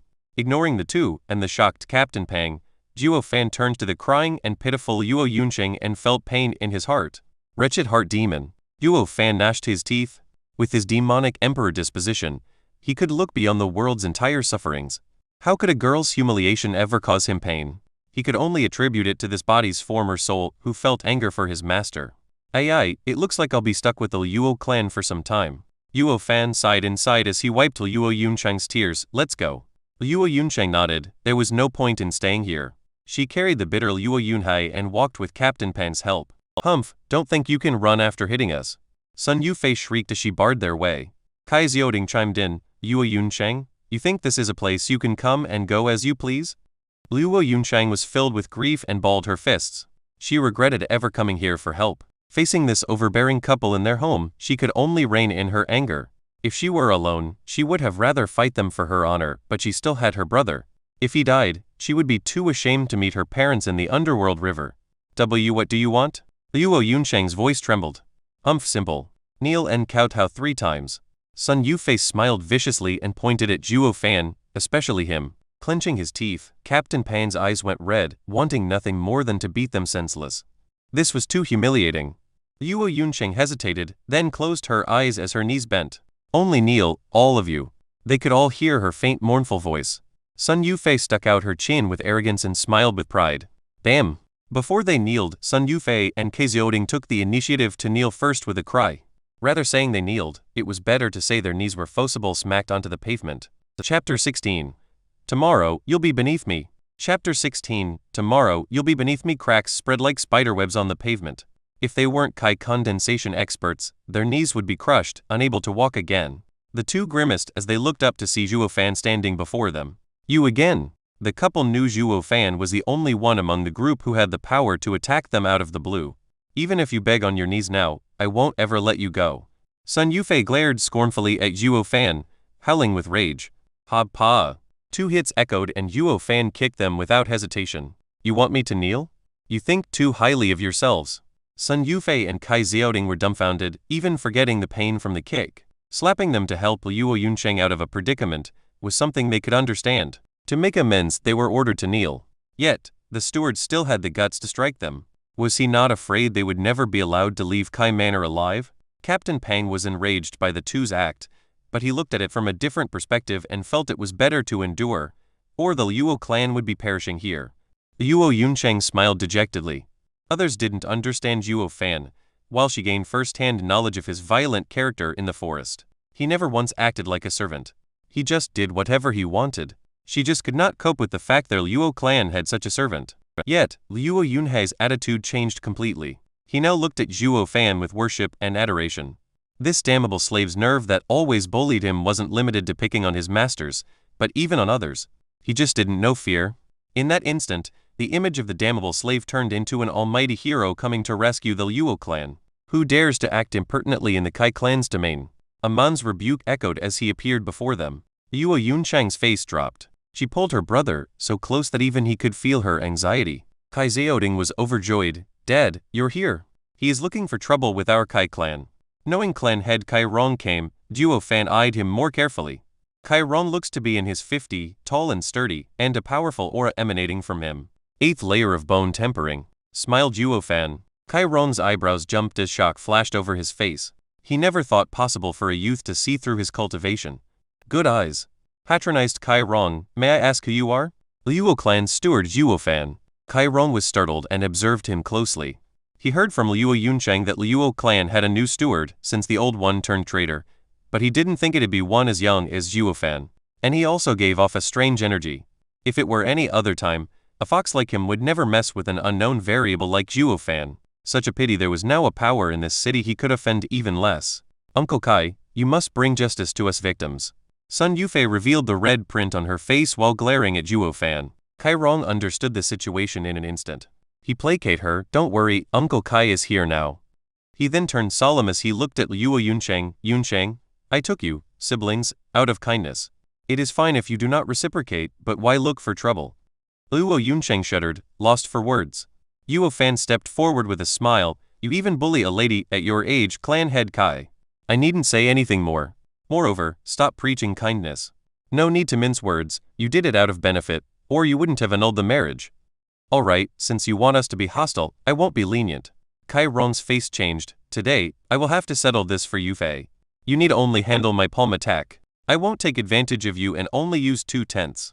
Let life and death be decided like this. 2/10? As his pupils shrunk, Captain Pang shouted, coming from you, it's even stronger than a 9th layer Kai condensation expert's all-out attack. You clearly want us dead. Uncle Kai, I beg you. Yunhai is still a child, he is innocent.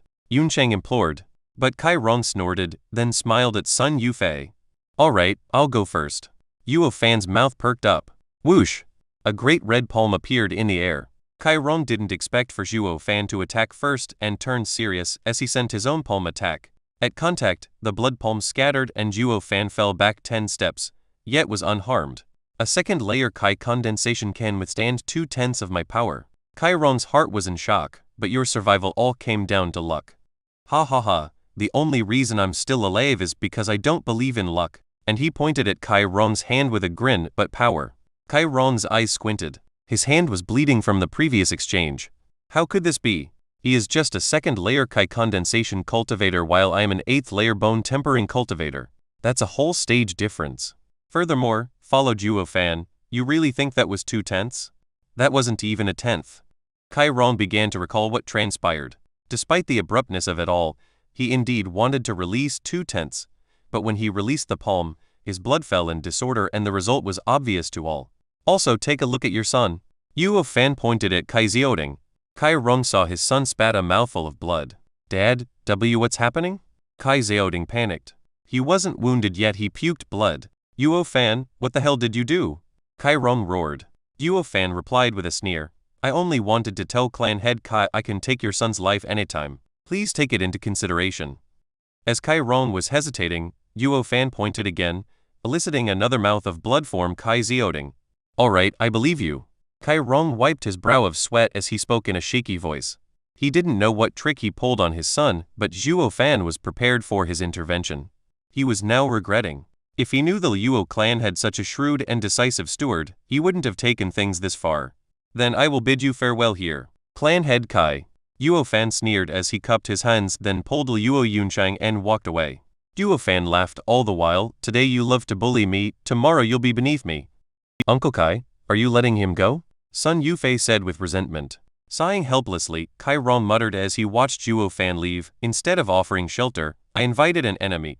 Shaking his head, he helped Kai Xiaoding walk inside. After a few steps, his eyes flashed as he turned to Sun Yufei. Yufei, we need to end Zhuo Fan as soon as possible. You will endanger your Sun clan. Humph, you don't dare to attack him because of your son. My Sun clan isn't afraid. I will let him have a taste of what it means to offend the 7 noble houses. Sun Yufei spoke with hatred. Chapter 17. Veiled Dragon Pavilion. As the 3 left Kai Manor, Captain Pang and Zhuo Yuncheng were trembling and even looked back now.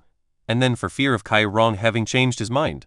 Only Zhuo Fan was calm, yet a bit of rage still existed in his heart. Young miss, is there anywhere else we can go?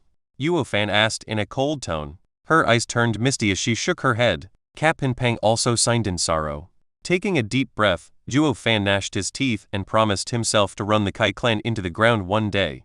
He was just a step away from providing a safe haven for the Zhuo siblings, yet Kai clan's father and son ruined it all. If the day came that the Kai clan was ruined because they offended Zhuo Fan, Kai Rong would be twisting inside with regret. But that was the future. Now Zhuo Fan was pissed. His hopes were dashed and he had to spend more time to look after the siblings.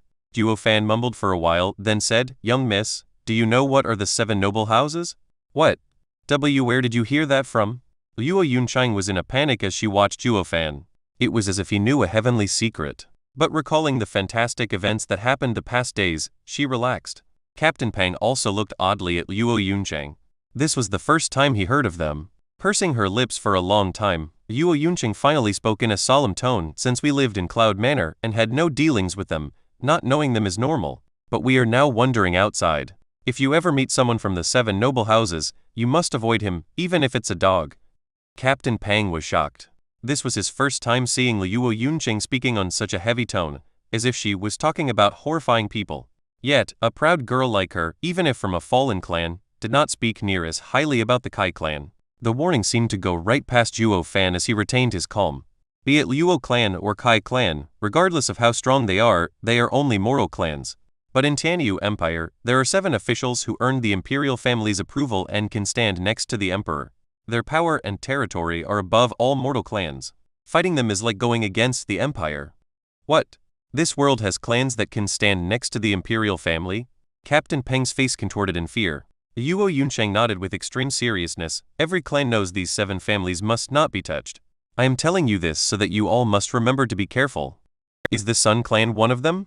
interrupted Zhuo Fan. Stunned for a second, Zhuo Yuncheng shook her head. Why do you ask? Yeah, brother Zhuo, if she was of the 7 houses, then young miss would have stopped you from smacking her.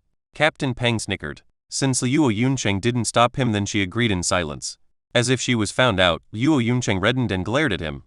In fact, seeing Sun Yufei slapped was the most refreshing event for Zhuo Yuncheng. Since Captain Peng could tell how glad the girl was, how could Zhuo Fan not? But Zhuo Fan's vision was much further. Even if they had a falling out with the Sun clan, he had to understand the other's background. Then is the Sun clan part of the 7 houses? What made you come to that conclusion? Zhuo Yuncheng was feeling nervous for some reason. Her only hope right now was that Zhuo Fan was joking around to scare her, but his next words were spoken with a straight face.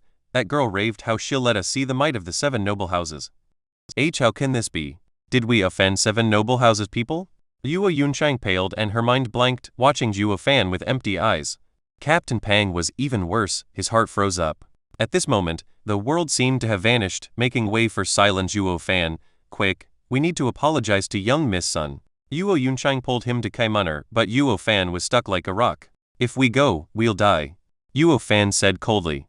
Zhuo Yuncheng froze and her eyes glazed with helplessness. Zhuo Fan's words were ear-piercing, but they all spoke of the harsh truth. If offending the 7 noble houses was so easily settled, no one would have regarded them with such fear. Brother Zhuo, what do we do? They were all surprised to find Zhuo Yunhei speaking as he gazed at Zhuo Fan with unshakable faith. Not even Zhuo Fan foresaw it. A kid that everyone overlooked was now watching him with such big and innocent eyes. Wasn't I a stinking slave? Squinted Zhuo Fan. Big bro Zhuo, we, brother and sister, are grateful for this new chance at life. You're our greatest benefactor, my dear brother. My dear brother-in-law, please save us once again. Yunhai, don't talk nonsense. Zhuo Yunhai glared with a red face, yet her eyes couldn't help sneaking a glance at Zhuo Fan. They were alive thanks to him. Despite being inferior in his eyes, Zhuo Fan's abilities made others have a whole new level of respect for him. This was the reason why she appointed him as the clan's steward. For the rebuilding of the clan, men like him were needed. Zhuo Fan saw Zhuo Yunhai's imploring eyes and laughed inside. This kid is a clan son after all, haughty but also clever to see another's talent. How adorable. Moreover, helping the Zhuo clan was a given for him. Does Windgaze City have men from the 7 houses? Yes, the Veiled Dragon Pavilion, the #1 treasure appraising clan among the 7 houses. Its wealth knows no bounds. Then let's return to the tavern and go to Veiled Dragon Pavilion tomorrow. Zhuo Fan ruffled Zhuo Yunhai's head. Only what for? Zhuo Yuncheng rushed to ask. Allies. Zhuo Fan's curt reply came. The others were stunned. Why would one of the 7 noble houses, the Veiled Dragon Pavilion, ally with a rundown clan? That was more of the wish of a hopeless loser. Chapter 18, Long Kui. A tens of meters tall ancient building stood in the eastern part of Windgaze City. Its size overwhelmed any from approaching to the point that not a single person dared get within 100 meters of it. 2 guards in golden garb stood at the gates. Their aura gave off the impression of veterans of imperial bodyguards. Despite standing still, their eyes roamed everywhere, staring daggers at any who dared match their gaze. But in this place, 4 people suddenly appeared. Peak of Kai condensation. Zhuo Fan muttered as he walked in front of the siblings and Captain Peng. While he had no problem facing such imposing guards, the 3 stiffened, to the point they almost forgot to walk. Stop. The guards barred Zhuo Fan's path. Veiled Dragon Pavilion is not a place for you to wonder about. I ask that you send word of Cloud Manor Zhuo clan's young miss, Zhuo Yuncheng. I have arrived to have something appraised. Zhuo Fan's eyes didn't even look at them. The 2 exchanged a look of surprise. Windgaze City didn't lack people who came here to see the appraiser, but all were fearful and fawned them when talking. This was a first though, meeting such a smug kid. We've never heard of you. Our appraiser can't meet with nobodies. Spoke a guard harshly. Zhuo Yuncheng lowered her head. One of the 7 noble houses, Veiled Dragon Pavilion, would never pay attention to an ant-like clan. They weren't even worthy to speak with them, not to mention become allies. Zhuo Yuncheng pulled Zhuo Fan, but before she could finish, he shook her off. That is the appraiser's concern to see us. Try and act as the servants you are. What did you say? The guards were outraged, releasing their full aura. The Zhuo clan members felt their breathing become heavier as they retreated back. Only Zhuo Fan stood in his place and roared, "Is this how the 7 noble houses treats its guests? Humph, truly renowned." Stop. A girl in white came out to meet them. The guards bowed. "Young miss, these people are looking for trouble. I heard what you said, and it is you who are in the wrong. All who come are guests. Make sure to show respect." The girl berated them in a cold tone, then smiled at Zhuo Fan. "Mister, we meet again." "It's you?" Zhuo Fan and Captain Peng were startled. She was the one that quarreled with the stall owner. But things were different now. Zhuo Fan sneered inside. "I didn't expect for young miss to be from the Veiled Dragon Pavilion. Please forgive my lack of respect." The girl nodded with a smile. "I am Long Kui, only a small appraiser here. I wonder why Mr. has come to us. To be honest, I am Luo clan's steward, Zhuo Fan. Because a terrible misfortune plagues us, I accompanied my young miss to the Veiled Dragon Pavilion, the #1 appraising noble house in Tianyu Empire's #1 appraising noble house, to sell the clan's treasure." "Eh?" Eyes flashing, Long Kui smiled when she saw Luo Yuncheng nodding, then turned back to Zhuo Fan. "Then I will do my best to examine your treasure. Please, follow me." She showed them in. To the shock of the guards. Was that young miss friend? No way. How can young miss have such a dirt poor friend? She must be doing it for the treasure. Once it fails to meet her expectations, they will be kicked out. Then, we will teach them a lesson they won't ever forget, especially that rude Zhuo Fan. But what if the item is to her liking? That's impossible. Just look at them. How can these wretched people have anything that is worth more than black jade? Ha ha. The other also jeered, rubbing his hand in eagerness to vent all his energy on the other side. Long Kui took them to a flourishing room, and smiled once they were seated. "I wonder what treasure did you bring? Please take it out." Zhuo Fan grinned. This girl thinks herself above others, but is quite shrewd as well. He was certain she knew exactly what went on at the entrance, but let the guards test them if they were worthy of her time.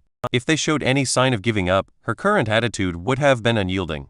Despite how cunning she was far too naive when up against the devilish Zhuo Fan. Whoosh! Zhuo Fan placed a scroll with countless images before her, which immediately caught her full attention. Taking it in her hands, Long Kui took careful and long looks at the contents. Luo Yuncheng and Captain Peng were in a bit of a shock. This drawing was something Zhuo Fan made last night. When they saw it, they only had one thought. What is this thing? Yet from the looks of Long Kui's expression, it must be worth a fortune. "Mr. Zhuo Fan, how much do you want?" Long Kui placed the scroll back and watched Zhuo Fan with a hardened gaze. "Young Miss Long is an appraiser and saw your skill in the market. Please be the first to state a price." Zhuo Fan chuckled. Biting her lip, Long Kui noticed from his eyes that this man was also knowledgeable. She couldn't swindle him. "How does 20,000 spirit stones sound?" "What, 20,000? Zhuo Yuncheng stood up in shock. "If you take Cloud Manor's wealth when it was at its peak, you'd get 50,000. Yet Zhuo Fan messed around with a brush and came up with 20? Captain Peng was dumbstruck. Only Long Kui couldn't restrain her disdain for the two. "Humph, I am a madam while you are a pack of stray cats." But when she saw the silent yet smiling Zhuo Fan, she turned serious. The true expert is this steward. Chapter 19. Godai Long Jiu. 20,000. Ha ha ho. Zhuo Fan rubbed his chin, shaking his head as he reached for the scroll. Since young Miss Long isn't honest, there's no need to continue. Her body moved back and hugged the scroll, afraid Zhuo Fan might take it. "Mr. Zhao, 20,000 isn't little for a first-grade array. And this is a drawing instead of a jade slip. This price of mine is fair." "Ha ha ha, young Miss Long, I might not be too learned, but I know when you try to cheat me. Give me the scroll." Zhuo Fan reached out, but was in no rush to take it as he stared down at her. Tightening her grip on the drawing, Long Kui bit her lip and shouted, "Take it as my loss, 30,000. Young Miss Long still is not honest enough." Zhuo Fan shook his head in disappointment and leaned over to grab for the scroll. Long Kui curled backward, wanting to dodge Zhuo Fan's evil clutches. This drawing was indeed a first-rate array, and this wasn't the first time she saw one. Her original price was quite fair and began with 20,000 because she knew she couldn't swindle the knowledgeable Zhuo Fan. But even so, with how many arrays were out there, she didn't know them all. The #1 appraising noble house in the empire had many arrays in storage, yet this was a rare chance for her to encounter one that was unlike any she saw before. As such, even if she would lose out, she would do all she could to have this array. A pity that the relentless Zhuo Fan stood in her way, unwilling to back down even half a step. As such, she turned to the ignored young miss of the Luo clan. "Young Miss Luo, this drawing is 30,000 at most. Only the Veiled Dragon Pavilion has the wealth to buy such a drawing in the entire empire. You won't gain a better price elsewhere." She hesitated and glanced at Zhuo Fan. Long Kui knew she had an escape and pushed her advantage to entice her. "Young Miss Luo, you and the Veiled Dragon Pavilion are making a great transaction and will become our honored guest. Our doors will forever be open to you." "Honored guest?" Zhuo Yuncheng mumbled. "Isn't this gaining a supporter?" Her heart was overtaken with joy and turned to Zhuo Fan. "What if not a word?" Zhuo Fan roared and glared at her. This foolish woman was swayed in seconds. How could the Veiled Dragon Pavilion stick their heads out for some bullshit guests? To get the best of their power, to have their protection, they could only attain it through a trade of equals. Young Miss Long, I am Zhuo clan steward, in charge of all matters concerning it. Please return the drawing. Zhuo Fan's smile was replaced by a cold stare. Zhuo Yunchang looked in a daze, first at him then at Zhuo Yunchang. Though his words rang true, since when did a steward's power superseded his lord's? How was he the steward? By the look of things, the lady of Zhuo clan is unable to keep the steward in check. Sighing, Long Kui was very reluctant in giving this scroll back, evident by her slow movement. Such a pity, Mr. Zhuo Fan.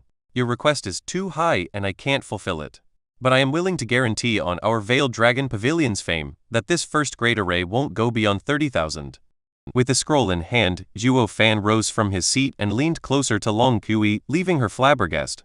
Before she could say anything, he said, "Sorry, it seems I thought too highly of the young miss. You truly don't understand. Does this place have any other appraiser?" What, I do not understand? Long Kui's cheeks were tinted red as her heart swelled with anger. No item that passed her hands hadn't received a correct assessment. The fact she could point out the fake black jade yet unable to explain why it was her talent. It was because of this that she rose to a top-rated appraiser. In short, she was an expert. Yet, here came Zhuo Fan mocking her talent, refuting her skill in appraising. It was worse than any physical attack, an insult to her dignity. Mr. Zhuo Fan, your eyes are not wrong, but it is best not to overreach. Long Kui showed a smile that went beyond just anger. All of them could hear the gnashing of her teeth. Yet Zhuo only smiled. Is there any other appraiser here? Long Kui glared. Fine, just wait here. And she left. Zhuo Yunchang was worried about the anger Long Kui showed. Did we offend the Veiled Dragon Pavilion? Zhuo Fan shook his head with an unusual smile. Moments later, Long Kui appeared again with steady steps. But this time, an old man was at her side. Godai Longju? Zhuo Yunchang shouted in shock and turned to Zhuo Fan. He is the supervisor of the Veiled Dragon Pavilion in Windgate City, the head appraiser, Godai Longju. Ah, it's Zhuo clan's young miss. Even from 100 steps, Longju's voice resounded clearly in their ears. I've met your father 20 years ago. He was full of metal then. I didn't expect for your clan to sell their treasure. Zhuo Fan's heart shivered as his brows knitted. This man's power was a cut above Kairon's, to the point not even Zhuo Fan could see through him. It wasn't that his eyesight were poor or the fact the old man hid his power. The difference between them was just too deep. I see. So Veiled Dragon Pavilion has such an expert, thought Zhuo Fan. Soon Long Jiu was supported by Long Kui and arrived before them. Zhuo Yunchang bowed, Grandpa Jiu. The others were quick to follow, yet Zhuo Fan just stood there.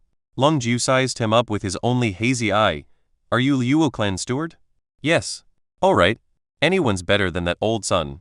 Long Jiu shot a meaningful glance at them, then sat down. I heard you doubt little Kui's skill. Yes. Zhuo Fan didn't mince words, eliciting a snort from her and a roll of the eye. Ha ha ha, little Kui might be new in this line of business, but her eyes are true. She must be more or less right with her assessment. But since you doubt her, this blind old man will take a look. Please. Zhuo Fan offered the scroll. The Long Jiu's smile vanished when he turned to its contents, staring intently at it. Only Uncle Jiu, wasn't I right? Long Kui grinned and shouted, first grade array, 30,000 spirit stones. Long Jiu kept staring at the drawing, and only after a while did he spoke with a solemn face. I never thought the Zhuo clan would hide such a thing. Kid, what do you think of 1.8 million spirit stones? What? They all went slack-jawed, Long Kui in particular. Never had she dreamed of the day the supervisor of Veiled Dragon Pavilion, Long Jiu, would utter such an astronomical number. Chapter 20, Ancient Array. Uncle Jiu Long Kui watched Long Jiu wide-eyed, who instead watched the calm Zhuo Fan with his only eye. Zhuo Fan gazed back with a grin. Too low? They all cried out in response. 1.8 million was an inconceivable wealth for the Zhuo clan.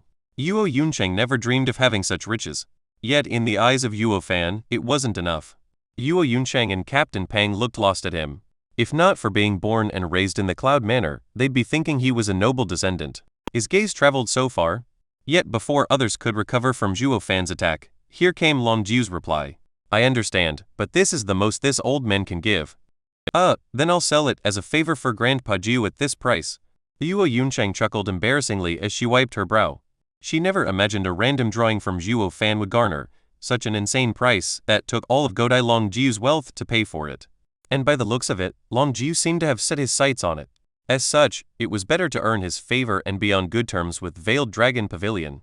Long Jiu showed a gratified smile, as expected, being extra careful as he rolled the drawing. But then, Zhuo Fan slapped the table. Since you can't go higher, the deal is off. Zhuo Fan. Zhuo Yunsheng gave him a look, but he ignored her as he reached for the scroll. Squinting his eyes, Long Jiu unleashed his awe-inspiring power. Kid, this old man wants it. Under such tremendous pressure, everyone recoiled, while Zhuo Yunsheng and Captain Peng were overwhelmed from shock. Long Jiu was far above Kai Rong. Offending him would be tantamount to instant death. Yet, Zhuo held his own under the man's power and even sneered, Grandpa Jiu, you're staining Veiled Dragon Pavilion's reputation. Kid, are you not afraid? Long Jiu kicked his power up a notch. Humph, aren't you? Blanking out for a second, Long Jiu took back his power and laughed, ha ha ha, good kid. With you in charge of the Liuo clan, they have nothing to worry about. The others were baffled. The two were a step away from jumping at each other's throat, and in the next instant all went up in smoke. Yet, no one knew the two moved the battle from brawn to mind. Long Jiu released his power to soften Zhuo Fan into selling him the drawing. Instead, Zhuo Fan pushed through the pressure and asked the old man about his honor. Veiled Dragon Pavilion was the #1 appraising house among the 7 nobles. If this coercion leaked, then the damage would be unimaginable. Zhuo Fan bet on his fate and the clan's honors place in Long Jiu's heart and won. With a deep look directed at Zhuo Fan, Long Jiu took the direct approach. Kid, I know you didn't come just to sell this drawing. What are your terms? Grinning, Zhuo Fan pushed the drawing before Long Jiu. 10 million is a fair offer. Let's start by having you pay us $1 million and the rest slowly. That's Long Jiu eyed the scroll, then nodded after a while. Alright. Until the debt is paid, the Veiled Dragon Pavilion shall owe the Liuo clan. Long Jiu took the scroll and left. Yet once he was gone, his voice lingered. Little Qi, give them 1 million spirit stones and walk them out. Yes. Long Qi was overwhelmed with different thoughts as she had never seen Long Jiu with such a sour expression. Turning back to Zhuo Fan, it was the first time she saw him sporting such a content smile. Next, she handed 1 million spirit stones and saw them out. At the gate, the 2 guards were eager for them to show up and teach them a thing or two, but Long Qi's respectful attitude threw a wrench in their plans. And when they heard the deal they made included 1 million spirit stones, they were stunned. Never had they imagined a remote place like this could come with such an important deal. It became one of the top 3 deals in Veiled Dragon Pavilion's history. Damn, thank God we didn't do anything, or disaster might have struck. A guard watched the 4 leave and wiped the sweat off his brow. The other just bobbed his head. Veiled Dragon Pavilion treated a rich clan with respect. If any of their men dared to offend the clan, the noble house would exact punishment. In the case of a clan with 1 million spirit stones, the guards' complete lack of courtesy would even end with their deaths. Thinking about it, they began to sweat buckets. On the other hand, Long Qi returned to Long Jiu, who was now looking at every detail of the first-rate array. Uncle Jiu, isn't it just a first-grade array? How is this worth 10 million? I never even seen an item worth that much. Long Qi asked the moment she went through the door. Sighing, Long Jiu gestured to her next to him. Little Qi, look closer, this might be the only one of its kind in the empire. This is. Long Qi's eyes flashed with shock. An ancient array. Long Jiu showed how moved he was with every word. The ancient arrays are a lost art, yet this has essentially proven their existence. It is priceless, and even 10 million is too low. What? It's that valuable? Nodding, Long Jiu revealed a childish smile, as if he got his most cherished toy. But something occurred to him that soured his mood.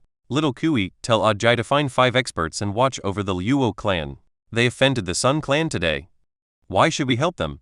Only Long Jiu snorted. Haven't you been listening? We owe them. Long Qi began to recall. So this is what Zhuo Fan and Long Jiu were haggling over. Yet, the veteran Uncle Jiu was defeated in negotiations by a pup. Of course he was in a bad mood. Long Qi couldn't help but let out a giggle. Chapter 21. Trouble Comes Knocking. Chapter 21. Trouble Comes Knocking. The second day, Zhuo Fan was meditating in his room at the tavern when hurried footsteps closed in. Captain Peng rushed in with an anxious face. Sun Clan has us surrounded outside. Slowly opening his eyes, Zhuo Fan evoked an odd smile. They're finally here. Why are you so calm? Zhuo Fan walked outside without a care. I've been waiting for them. Tell the siblings to come out too. Captain Peng couldn't help but roll his eyes helplessly. Zhuo Fan was the official Liuo clan steward and called young miss and young master in others' presence, but when they were alone, he had no such restraints. If it were the past, Captain Peng would have gone the distance in enacting the clan head's rules. But he got used to the tough-looking, but soft-hearted Zhuo Fan. He had the habit of criticizing the siblings on and on, but he was the first to jump in front of them when the need arose. Just like yesterday, when he rebuked Luo Yunsheng for speaking out of place and coming close to ruining their deal. Although wronged at the time, the young miss knew when they saw Long Zhu leaving that Zhuo Fan had done a great favor for the Luo clan. With how the rundown Luo clan turned in a million spirit stones, they wouldn't be in the precarious position of living on the streets or relying on others. What was most important was Long Zhu's evaluation of Zhuo Fan. As long as the Luo clan had him, it would soar. A capable man stands at the top. Captain Peng rubbed his chin, taking one last look of admiration at Zhuo Fan, then went to get the siblings. Soon, Captain Peng accompanied them to Zhuo Fan in the tavern's hall. Luo Yunsheng still bore the marks of grievance from yesterday's tongue lashing on her face. "Let's go, young miss and young master." Zhuo Fan gestured outside with his eyes, and Luo Yunsheng snorted as she pulled her brother along. The tavern keeper opened the doors with a creak. Luo Yunsheng showcased her young miss qualities by shifting her posture and expression to ones worthy of such status. Zhuo Fan even sighed inside that she was a prime example of a clan's lady. 30 Sun clan guards stood outside, Kai condensation experts. In the lead was Sun Yufei and a tall, dignified young master. He held a fan as his ghostly eyes roamed over Luo Yunsheng's lithe figure. Noticing his gaze, Luo Yunsheng shifted hers to Sun Yufei. "Why has young Miss Sun brought so many people to look for us?" "Humph, why ask when you already know he offended this young miss in the Kai manner?" Sun Yufei pointed with hatred at Zhuo Fan. "I will make sure to wipe out all of the Luo clan today." And Luo Yunsheng knitted her brows and pulled Luo Yunhei tighter, but a look at the relaxed Zhuo Fan eased her tension. It was in these moments of extreme danger that Zhuo Fan dissolved all problems. Be it in front of Kai Rong or even Long Zhu, his cunningness and meticulous planning pulled them through. In front of those two experts, these people were nothing. Luo Yunsheng knew, as long as Zhuo Fan was calm, the matter was as good as settled. Seeing Zhuo Fan unflinching, Luo Yunsheng began to smile, lifting her chin with confidence. "My Luo clan had lorded over Winkei's city for centuries. You think we'll bend over just because you say so? Young Miss Sun, your clan has only been here for just a few decades, please watch your tone." Luo Yunsheng had finally recovered the lofty bearing she had in the time of Luo clan's prosperity. Such confidence left others speechless. The audience reduced Sun Yufei to a shrew servant while raising Luo Yunsheng to a noble lady. Noticing their expressions, Sun Yufei's face was inflamed, bursting with Yu and Kai. "Luo Yunsheng, I will teach you the meaning of a fallen clan." She charged for her and Captain Peng rushed to protect his young miss. But before they could meet, a fan rested between them. Cousin Sun Yufei watched him with bloodshot eyes. Without paying her any attention, he showed respect towards Luo Yunsheng. "Young Miss Luo, please forgive my cousin's lack of manners. We have come to your home for your steward to seek justice for my cousin. It does not concern young miss. If you hand him over, I guarantee not to harm any Luo clan member." "Cousin, didn't we say we're going to destroy them?" Why Sun Yufei was panicking, but he covered her face with the fan. "I could also bring back the glory of old to the Luo clan." "No need, Zhuo Fan is part of the Luo clan. If you're looking to trouble him, you're dealing with the whole clan. If you have any complaints, come to me. I am in charge of the Luo clan." Luo Yunsheng stood fearless before all. Losing his smile, the youngster shook his head. "I urge young miss to not be taken in by emotions. If you knew who I am, you might not say the same." Frowning, Luo Yunsheng glared at him. "I am Yu Quan, a disciple of Hell Valley." Luo Yunsheng was shocked and took 2 steps back. "That 7 noble houses, ha ha ha, scared now?" Sun Yufei laughed with pride. Everyone besides Zhuo Fan sported grim expressions. There was no reason to fear meeting Long Zhu since they were negotiating, but in this case, they were at odds with the Hell Valley. Any from the 7 noble houses needed to only lift a finger and a mortal clan would fall or thrive. No wonder even the clan head Kai Rong saw the Sun clan girl with importance. Her clan had a connection with the 7 noble houses. Zhuo Fan. Luo Yunsheng grabbed his hand as her voice trembled. With a reassuring smile, he stepped forward. "I am Luo clan's steward, Zhuo Fan. What do you think of fighting one-on-one?" "Humph, cousin was right. You are an arrogant slave," sneered Yu Quan as he approached him. "All of us against someone like you will smear Hell Valley's reputation." With his last word, a whoosh sound traveled and Yu Quan disappeared. Zhuo Fan's eyes narrowed, somersaulting backward. When he looked forward, a trace of blood flowed down his face. As blood dripped from his cheek, the youth now occupied Zhuo Fan's previous position. "Humph, so you've managed to dodge it." Yu Quan eyed him evilly, as if he was toying with him. 6th layer of Kai condensation, demonic cultivator. Zhuo Fan squinted and smiled. "Interesting." When Yu Quan attacked like a demon, if Zhuo Fan wasn't a veteran demonic cultivator, it would have killed him. But this revealed Hell Valley's nature, that of a demonic faction. If another met such a problem, he'd have a hard time coping. Demonic cultivators gained power through any means, filled with danger and ruthless natures. Righteous cultivators took the opposite approach, taking it one step at a time. They weren't as impressive as demonic cultivation experts, but they hardly encountered problems in cultivation. And this explained why, despite only in his 6th layer, Yuquan was far more dangerous. Yet Zhuo was in the 2nd, and 4 layers difference would make him hard-pressed even against a righteous cultivator. Luck had it though that Zhuo Fan was an old monster in demonic cultivation, knowing his fair share of its arts and methods. This was his only hope of success. "Are you all right?" Zhuo Yuncheng was anxious, watching the blood trail down his cheek. He wiped the blood and showed an excited smile. It wasn't that he never fought with higher layers before, just that they were all righteous cultivators. This was his first encounter with a demonic cultivator in this situation and began to enjoy the novelty of it. Fight. Even if the Liuo clan wasn't here, it was still important to go through with this fight for the sake of his meticulous schemes. This fight followed no logic as his boiling blood dictated his movements. The bloodthirsty look in Zhuo Fan's eyes caught Yuquan off guard. Common sense told him his first move should have robbed Zhuo Fan of his life, and even if he escaped by some miracle, he'd be scared witless. But instead of fear, Zhuo Fan showed thrill and thirst for battle. Can it be? Yuquan thought of something but was forced to block. Bam! A blood palm exploded in his hand, pushing him back again and again. When he finally stopped, his hand was dripping blood. "Cousin, be careful." Even Kai Rong suffered from this palm. Sun Yufei advised. Yuquan frowned, his casual expression turning grave. "This is going to be a pain. Never thought I'd meet someone like him." He saw Zhuo Fan sporting a grin and he sighed inside, while also raising his vigilance. "If I had known, I wouldn't have caught myself in this." Chapter 22. The Most Dangerous Man. Demonic cultivation had a single pursuit, power. Meanwhile, the righteous path followed set rules to form a solid foundation and advance one step at a time. Because of this savage pursuit, demonic cultivators were seen as madmen, resorting to any despicable means to further their might. This was why righteous cultivators feared them. Fighting them was tantamount to fighting a madman. With this knowledge in mind, Yuquan began to regret fighting Zhuo Fan. Despite being confident in his success, fighting an unscrupulous demonic cultivator would be sure to come with negative repercussions on his part. "I need to settle this quickly." Yuquan's eyes flashed with murderous intent and dark blue energy came out of his palm. The air around him chilled in an instant and even Zhuo Yuncheng, who was 10 feet away, felt the cold biting her. She was aware of its danger and her heart was in a panic. But before she could warn Zhuo Fan, Yuquan turned into a black shadow and charged. All the flowers along the way wilted. High mortal ranked martial art, Hell Claw. Bam! The blackish cold energy struck Zhuo Fan's chest until the latter spat blood along with pieces of ice. "Humph, I have your heart. No matter what you're trying to do, it's useless." Yuquan was pleased his sudden strike worked and relaxed. There were 4 layers of power between them, and even if demonic cultivators, no matter the weird techniques or savagery, once one's heart was in a vice, he couldn't use most of his power.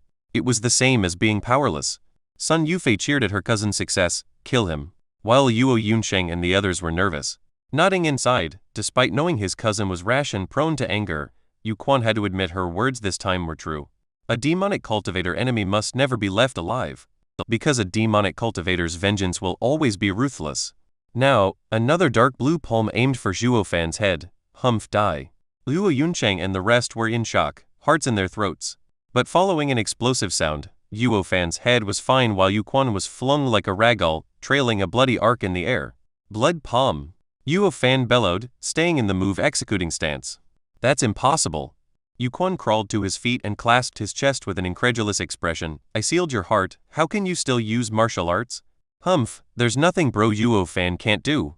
Zhuo Yunhei stuck his chin out as Zhuo Yuncheng and the others chuckled in relief. But then, Zhuo Fan spat out another mouthful of blood. A sudden hole was now adorning his chest, which leaked blood. What's going on? Zhuo Yuncheng was stunned while Captain Pang rushed to support the collapsing Zhuo Fan. Only Yuquan understood and cackled. "He seemed to have exploded his heart on purpose when I used my skill on him to break out of Hellclaw's grip. He won't have long to live." "What did you say?" Zhuo Yuncheng was nervous. Ignoring her, Yuquan ridiculed the hazy-eyed Zhuo Fan. "Such a pity. If you were at my stage, your move would have ended with mutual destruction. But it ended with quickening your death. Even hurt, I can finish you off." He rushed for Zhuo Fan and, though his speed dropped, it wasn't something Zhuo Yuncheng and the others could cope with. "No!" Luo Yuncheng jumped in front of Zhuo Fan with her arms spread. Yu Quan sneered, "Hee, young Miss Luo, I would hate to kill you." Whoosh!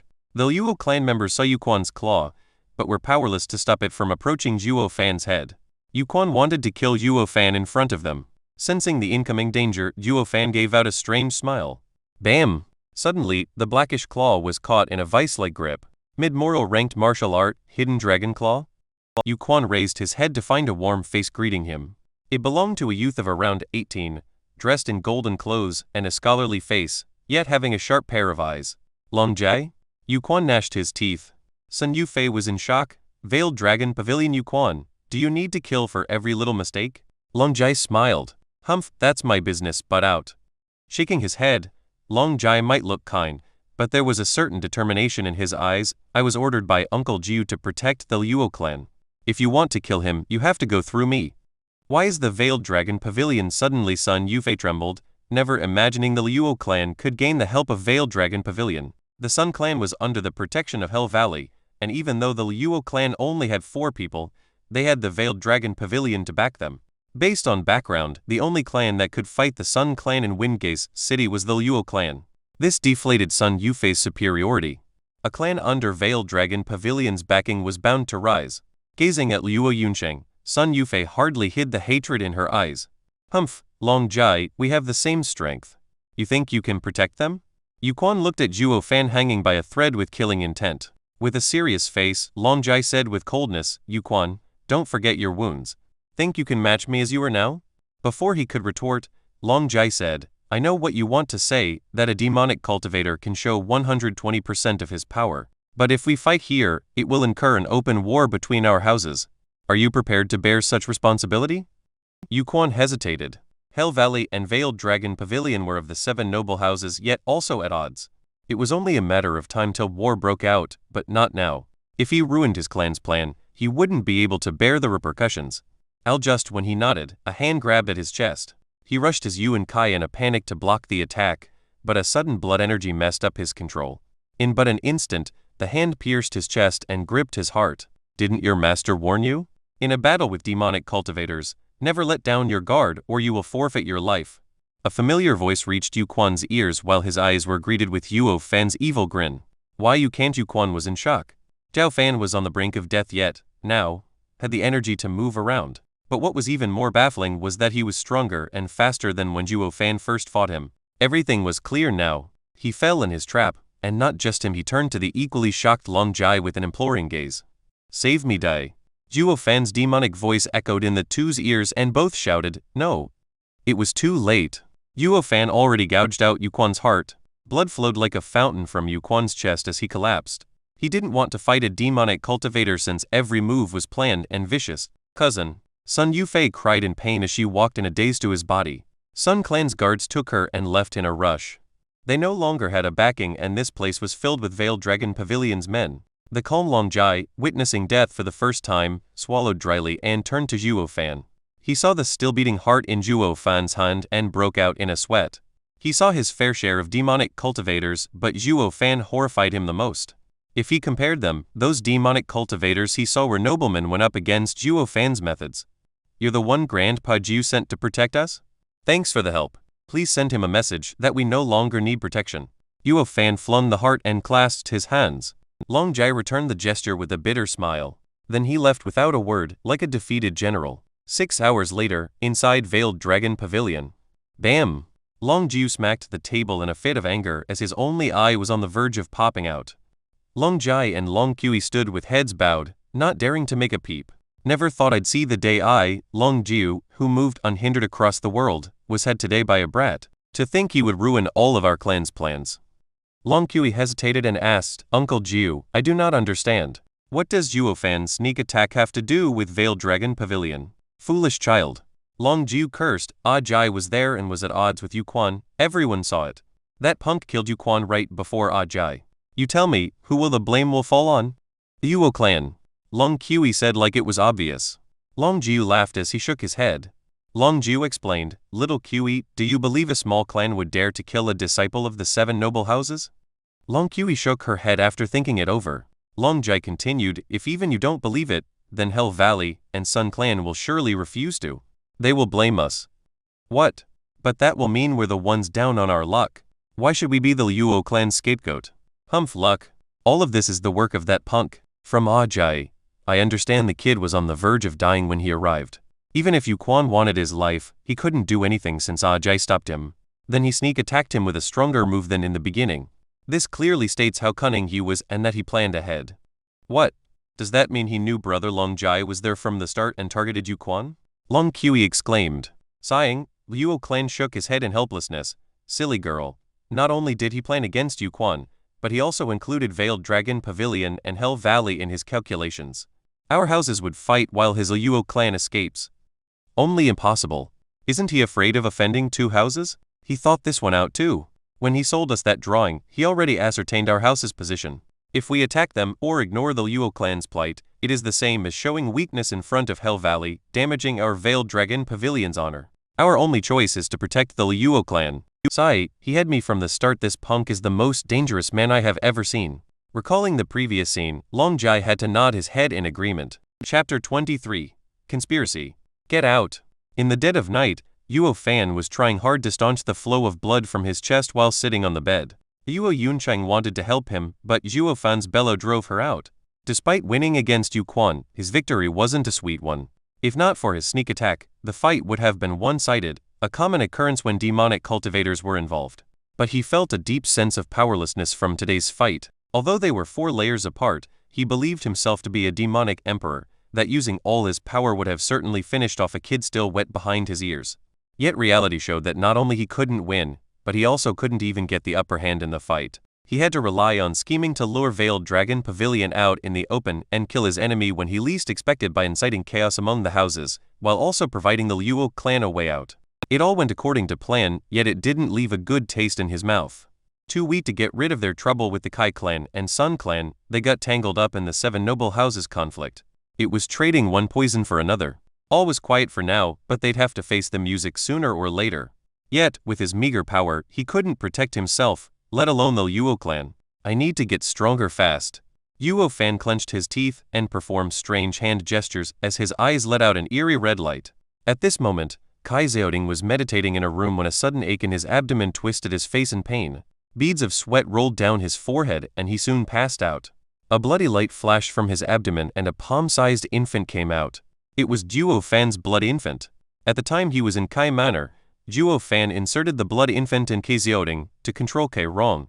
Because his movement was too fast, no one saw him. And under the threat of his son's life, Kai Rong was forced to let the Luo clan go. Thanks to the blood infant in Kai Xiaoding's body, Zhuo Fan could monitor their affairs. He would get an early warning to any plan they might come up with. But now, spying on the Kai clan has lost its value. The blood infant saw the unconscious Kai Xiaoding and let out a sneer in Zhuo Fan's voice. Humph, I won't take your life, so you could bear witness to the fall of the Kai clan. The blood infant then turned into a red light and flew outside. In a dark garden, a Kai clan guard was patrolling when a red light entered his body. He couldn't utter a sound as his body numbed. He soon shriveled up and a light wind scattered him to dust, leaving behind the red glow. In this manner, more than 30 guards disappeared from the Kai clan. In the tavern, Zhuo Fan snickered and sent blood infant for the next prey. He and the blood infant were one. When the blood infant entered a cultivator, he used the demon transformation art to absorb the person's blood essence, and Yuan Kai for Zhuo Fan to refine later. He didn't plan on using the blood infant so soon, but he needed it to heal his heart. So he might as well reduce Kai clan's numbers while he was at it.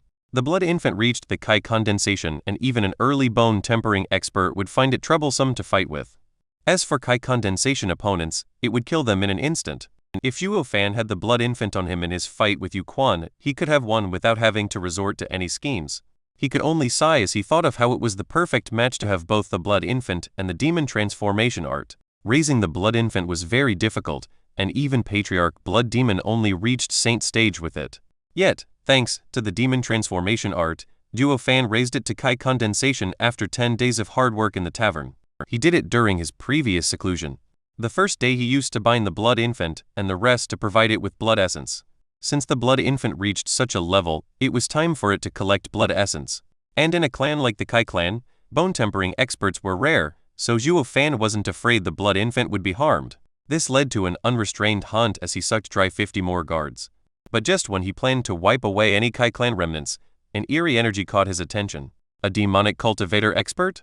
Zhuo Fan was startled and guided the blood infant to the source. It arrived near a small room, where a faint light burned.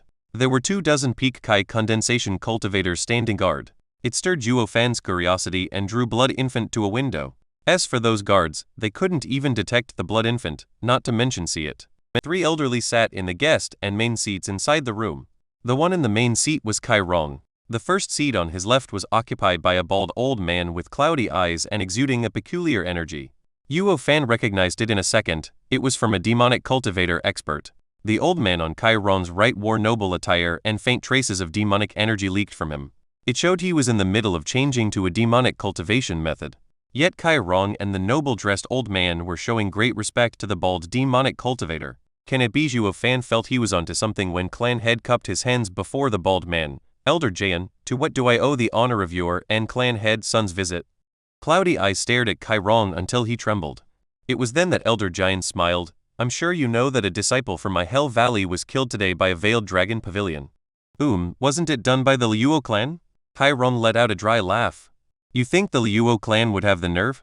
Elder Jian laughed as his cloudy eyes shined. The feud between my Hell Valley and Veiled Dragon Pavilion was at a stalemate where neither dared to make the first move and break the balance of the 7 houses. Yet the Veiled Dragon Pavilion used the Liuo clan to kill my disciple. What are they aiming for? This made Zhuo Fan muffle his laughter. Just as he expected, these 7 houses were treated like kings for so many years that they would never believe anyone would challenge their authority. It was because of such raw arrogance that made them believe there was a deeper scheme involved instead of taking what happened at face value. Veiled Dragon Pavilion was no different, willing to accept this injustice instead of showing weakness. Oh, then you visited me because Kai Rong hesitated. Ha, nothing much, just help us to spy on Veiled Dragon Pavilion and understand their intent. It seems this event will trigger a battle between the houses. Elder Jian, that's the Veiled Dragon Pavilion. My Kai clan can't afford to offend them. Kai Rong panicked. He thought, why the hell are you 7 noble houses dragging my small clan into this? Shaking his head, Elder Jian said, Clan head Kai, don't misunderstand. There is no need for your clan to go head-to-head with Veiled Dragon Pavilion. It's just testing them, that is, dealing with the Liuo clan and observing the Veiled Dragon Pavilion's reaction. What Liuo clan? Kai Rong was shocked. There wasn't anyone in the Wingaze city who didn't know of today's fight between Yu Quan and Zhuo Fan. That Liuo clan was backed by the Veiled Dragon Pavilion. Yet here you were asking me to go make a mess of Liuo clan. Isn't that the same as offending the Veiled Dragon Pavilion? Kai Rong looked over at clan head son only to see him smile with a hint of schadenfreude. Damn you! Since you're so close with Hell Valley, why don't you go mess with Liuo clan? Didn't your daughter make a scene today? But now that you saw them with the Veiled Dragon Pavilion, you don't dare move an inch. Kai Rong felt his tooth itch from hatred, but didn't have the courage to refuse Hell Valley. To tell the truth, I hate that punk, Zhuo Fan, the most. He came to my clan a few days ago to look for trouble. I don't know what evil trick he used, but he made my son cough blood for several days and we still haven't found a cure. If I go after him, he would use the same trick to take my son's life. PFF before Kai Rong even finished, Zhuo Fan could barely hold his laughter. He left the blood infant inside Kai Xiaoding to teach the Kai clan a lesson, but never used it again afterward. He didn't expect the clan head would use such a lame excuse to escape this predicament. Even Elder Jian was skeptical of Kai Rong's flowery speech and his face hardened. Upon seeing this, Kai Rong rushed to present an alternative. Elder Jian, clan head son, is the best man for the job, and is also close with Hell Valley. Letting him in charge of this task won't disappoint you. Hey, Kai Rong, what are you trying to pull? Clan head son jumped to his feet. The Yuo clan was a headache and they didn't know how tight its relation was with the Veiled Dragon Pavilion. If he'd instigated Veiled Dragon Pavilion's involvement when he messed with the Liuo clan, he'd be ruined. Despite the Sun clan and Hell Valley being related, the former was by no means one of the 7 noble houses. Getting on the Veiled Dragon Pavilion's wrong side was out of the question. It was unknown if the Hell Valley would stick its neck out for the Sun clan. Going after Liuo clan was plain suicide. Seeing the 2 clans proclaim loyalty by day and shirking off their duties at crucial times, Elder Jian snapped, Enough, you useless fools, I don't need any of you. I will find someone else for the job. Also, Kai Rong, have you brought your spirit-ranked martial art, Wind Kick? Please inspect it, Elder Jian. Kai clan rushed to present the jade slip, yet his eyes showed reluctance. Elder Jian, this is the only spirit-ranked martial art the ancestors have passed down in my Kai clan. Fine, I won't take advantage of you. Snorting, Elder Giant threw him a jade slip. This is the spirit-ranked martial art, Flaming Finger, a higher rank than yours. Kai Rong was overjoyed, expressing his thanks again and again. Zhuo Fan standing outside was puzzled. Is Hell Valley muddled to exchange a mid-spirit-ranked martial art for a lower one? Elder Giant, who did you find to deal with Luo clan, if you don't mind me asking? Ignoring the martial art the Hell Valley bestowed on Kai Rong, clan head Sun asked. Kai Rong pricked up his ears to catch the answer. Snickering, Elder Giant's eyes flashed with disdain. You bunch of dogs, afraid someone might replace you? Humph, relax will you, that person is from Hell Valley. Does the Hell Valley plan to step forward? Why Kai Rong and clan head Sun didn't mind Elder Giant's disdain and were surprised. With an odd light in his eyes, Elder Giant said, he is a spy we have long planted in the Blackwind Mountain. Zhuo Fan was so shocked his heart skipped a beat and his control over his energy slipped. Who's there? Elder Giant whipped his head and launched a palm attack. The door was blown to pieces as Blood Infant turned into a red streak of light and flew away. Only now did Elder Giant rush outside. So quick. Zhuo Fan's shock wasn't small, but luck was with him as the guards were surrounding the place. He grinned and urged the Blood Infant to enter one of them. Let boil. Only the guards were in shock as Zhuo Fan's shout blew up the guard. With no time to dodge, all the others next to him lost their lives. Elder Giant's figure was blocked by the sudden explosion, allowing Blood Infant's escape. Kai Rong and clan head Sun saw the wretched aftermath and were frightened. What was that? Elder Giant shook his head, yet his face turned grave. I don't know, but it must belong to a demonic cultivator. Chapter 24, Breakthrough Again. Whoosh! A red light streaked in the dead of night, passing through doors and entering Zhuo Fan's body. Letting out a breath, Zhuo Fan opened his eyes as he rejoiced. Fortunately, the Blood Infant was quick to escape or it would have been ruined by the Bald Elder. He never imagined he'd bump into such a strong opponent in the Kai clan. Even if he couldn't recognize the Elder's cultivation, he was certain the Elder was no less powerful than Godai Longjiu. And once Blood Infant was destroyed, because of Zhuo Fan's connection with it, it would spell doom for him too. But the opposite was also true. Even if his heart exploded, he wouldn't die as long as the Blood Infant lived, because the moment he bound with the Blood Infant, it became his heart. I need to work harder on improving my strength. His vast experience told him danger was looming. For now, it looked like Hell Valley and Veiled Dragon Pavilion were silent, but the Blackwind Mountain might be the fuse to a disaster with the Luo clan smack in the middle. His fate rested on strengthening the Blood Infant to bone tempering stage. This was the only way to ensure some semblance of control when he met an expert like Long Jiu. Zhuo Fan closed his eyes and refined the Yuan Kai and blood essence the Blood Infant collected. In the next moment, red flashes came from his chest as red energy coursed through his veins to his heart. As the energy gathered, the hole in his chest began to heal. His weak heartbeat soon started pounding with greater force. In but an hour, his chest healed, with not even a scar left behind. If one didn't witness his heart exploding, they wouldn't believe the events of this morning occurred. He continued refining Blood Infant's gathered Yuan Kai and turning into black energy. One part flowed into his Danshan and another back to the Blood Infant. No less than 50 Kai condensation experts Yuan Kai were refined and propelled Zhuo Fan through the third layer of Kai condensation and to the brink of entering the fourth layer. With a faint boom, Zhuo Fan and Blood Infant broke through to the fourth layer. Zhuo Fan was happy. It was so easy to increase one's strength. It was only 10 days ago that he entered the second layer, and here he was now on the fourth. But when he wanted to work towards the fifth layer, he found Blood Infant's Yuan Kai reserves had been spent. He wanted to keep going, but he was satisfied he at least advanced 2 layers in one go. He looked out the window at the clearing sky and walked out to stretch his legs. Now that Blackwind Mountain was coming, he had to find a safe haven for the Luo clan. Zhuo Fan opened the door to his room, but before he could take a step, a thump resounded and something fell at his feet. He looked to see a drowsy Luo Yuncheng getting back up in embarrassment. What are you doing? Zhuo Fan frowned. He poured all his focus on controlling the Blood Infant last night and then cultivating, so he didn't pay attention to what happened outside his room to the point he didn't detect her. Damn it! How could I become so careless? If it were an enemy instead, I would have been dead.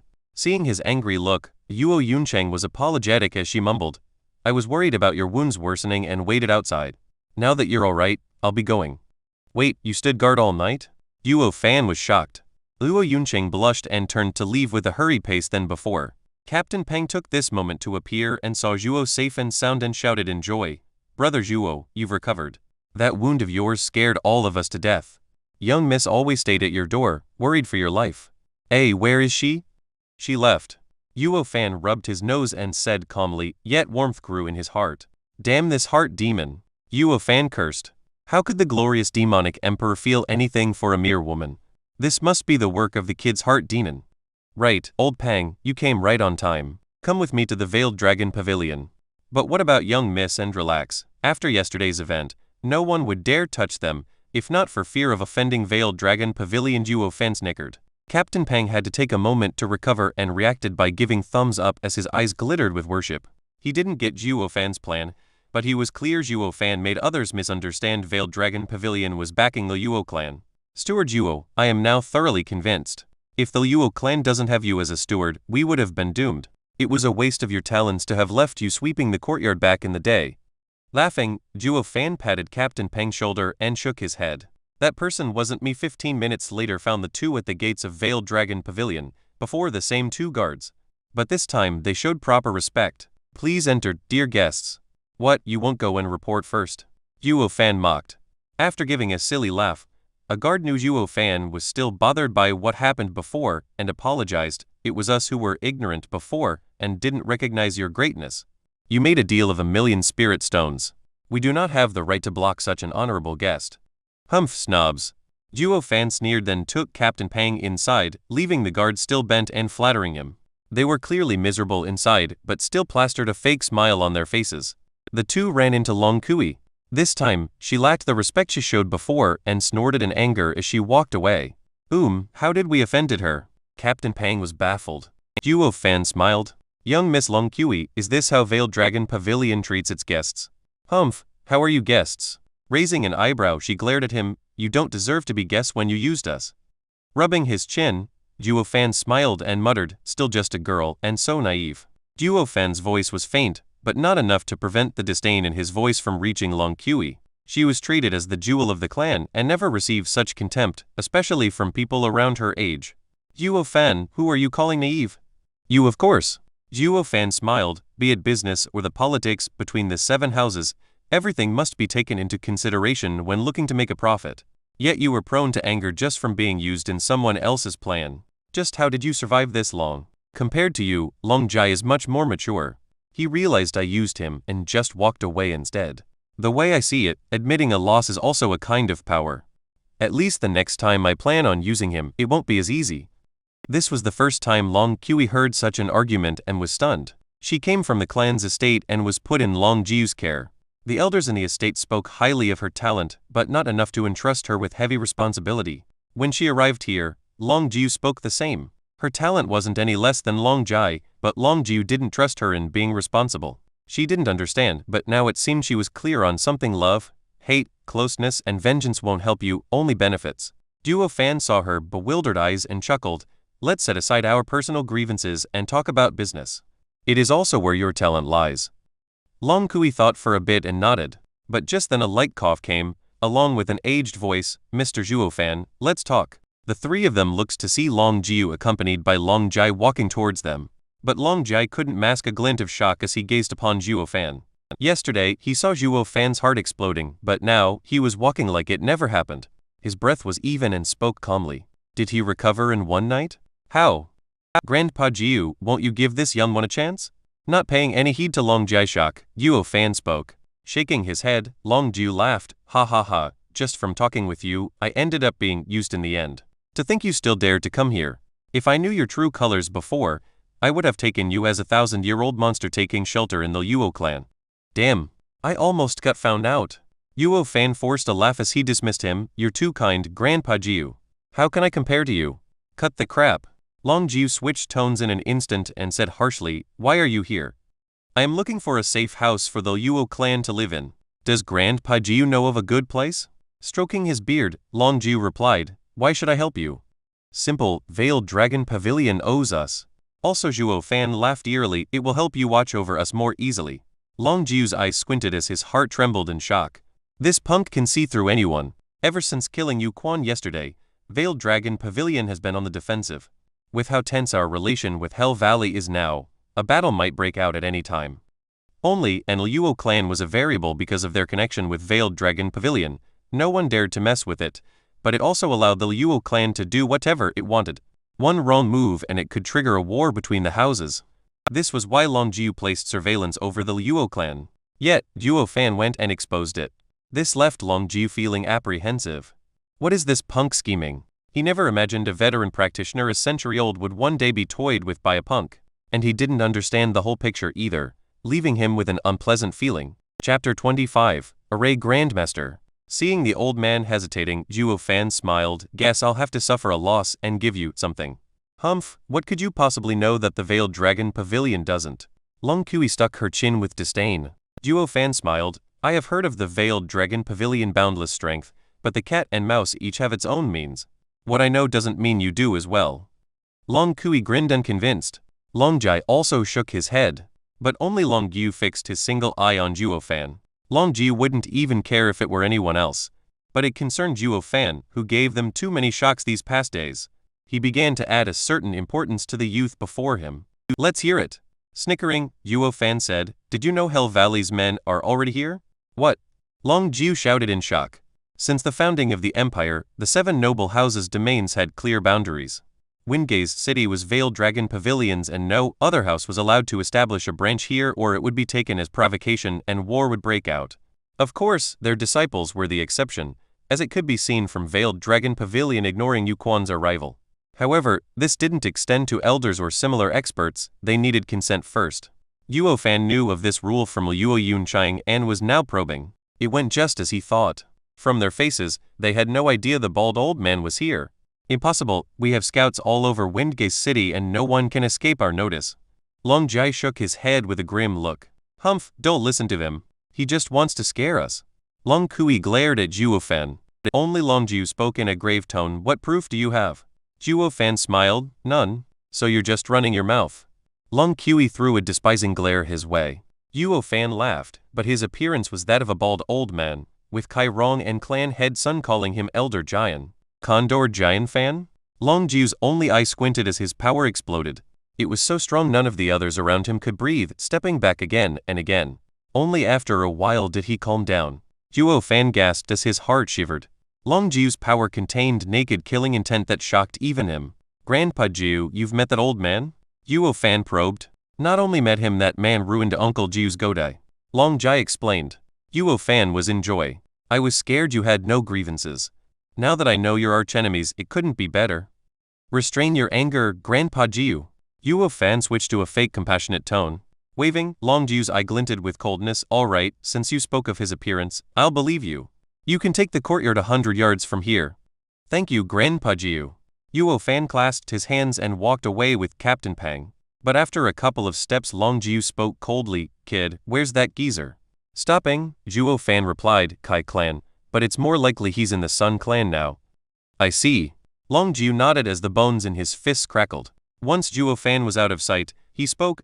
Jai, report it to the clan so they can send some elders. I won't let Giant Fan leave this place alive. Also, stay for now in that courtyard and look after the Yuo clan. I don't want them to do anything that might scare away Giant Fan. Uncle Jiu, he is a Hell Valley elder. If he dies here, it will trigger a war between our houses. Long Jai showed his worry.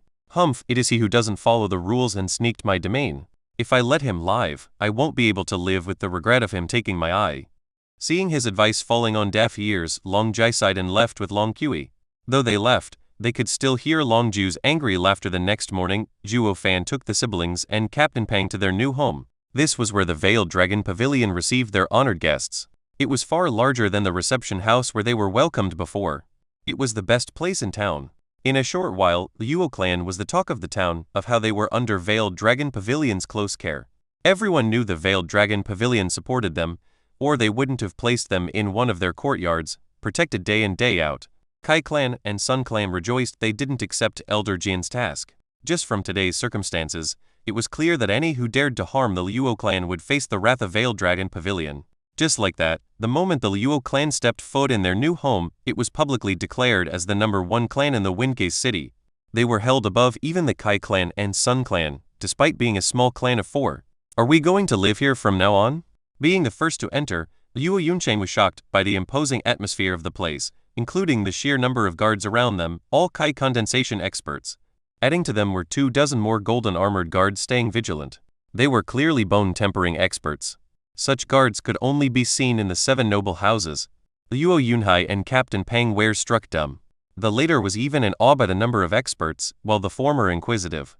Old Pang, when the Luo clan recovers, what do you think of becoming the leader of such a team? Zhuo Fan patted his shoulder.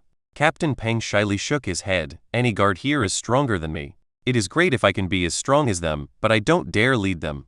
Despite saying that, his eyes flashed with hope. Zhuo Fan laughed. That day will come. But a sudden mocking laughter reached them. Mr. Zhuo Fan, you not only lie to others, but even lie to your own people. A steward like you is only good at conning. Many turned to see Long Jai and Long Kui walking over. Ever since she realized Zhuo Fan made use of Veiled Dragon Pavilion, she lost all amiable pretense with Zhuo Fan. With Captain Pang's talent, he'd reach the 6th layer Kai condensation at best. Such a man is but a basic guard to us, not a captain. I advise your little clan not to dream for something out of reach. Luo Yunsheng and Captain Pang saddened while Zhuo Fan steeled his face. Young Miss Long Kui, as the saying goes, don't mock a destitute youth. Your words are too harsh. Humph, what youth am I mocking? That's just an excuse to deceive dreamers. Every glorious clan built their way over thousands of years to reach the top. Don't think you can rely on your wit to stay under Veiled Dragon Pavilion's protection forever. In my eyes, Windgate City is but a grain of sand. Even if you're a king or overlord here, you'd only be a frog in a well, oblivious to the vast world outside.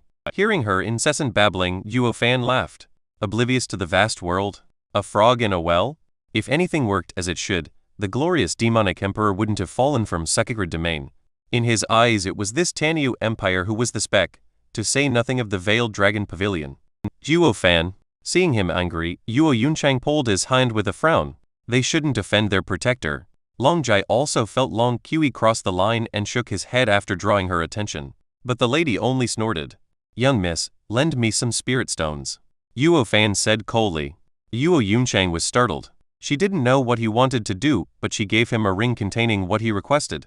Zhuo Fan jumped on the highest point on the roof and overlooked the area. Hey, this isn't your home. Get down from there.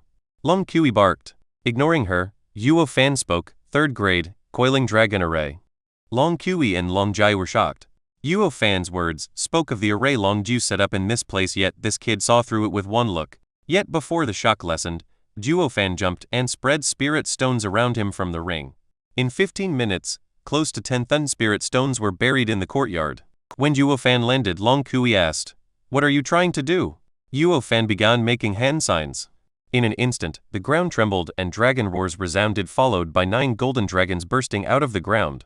The dragons spread across the sky above Windgate City for all to see.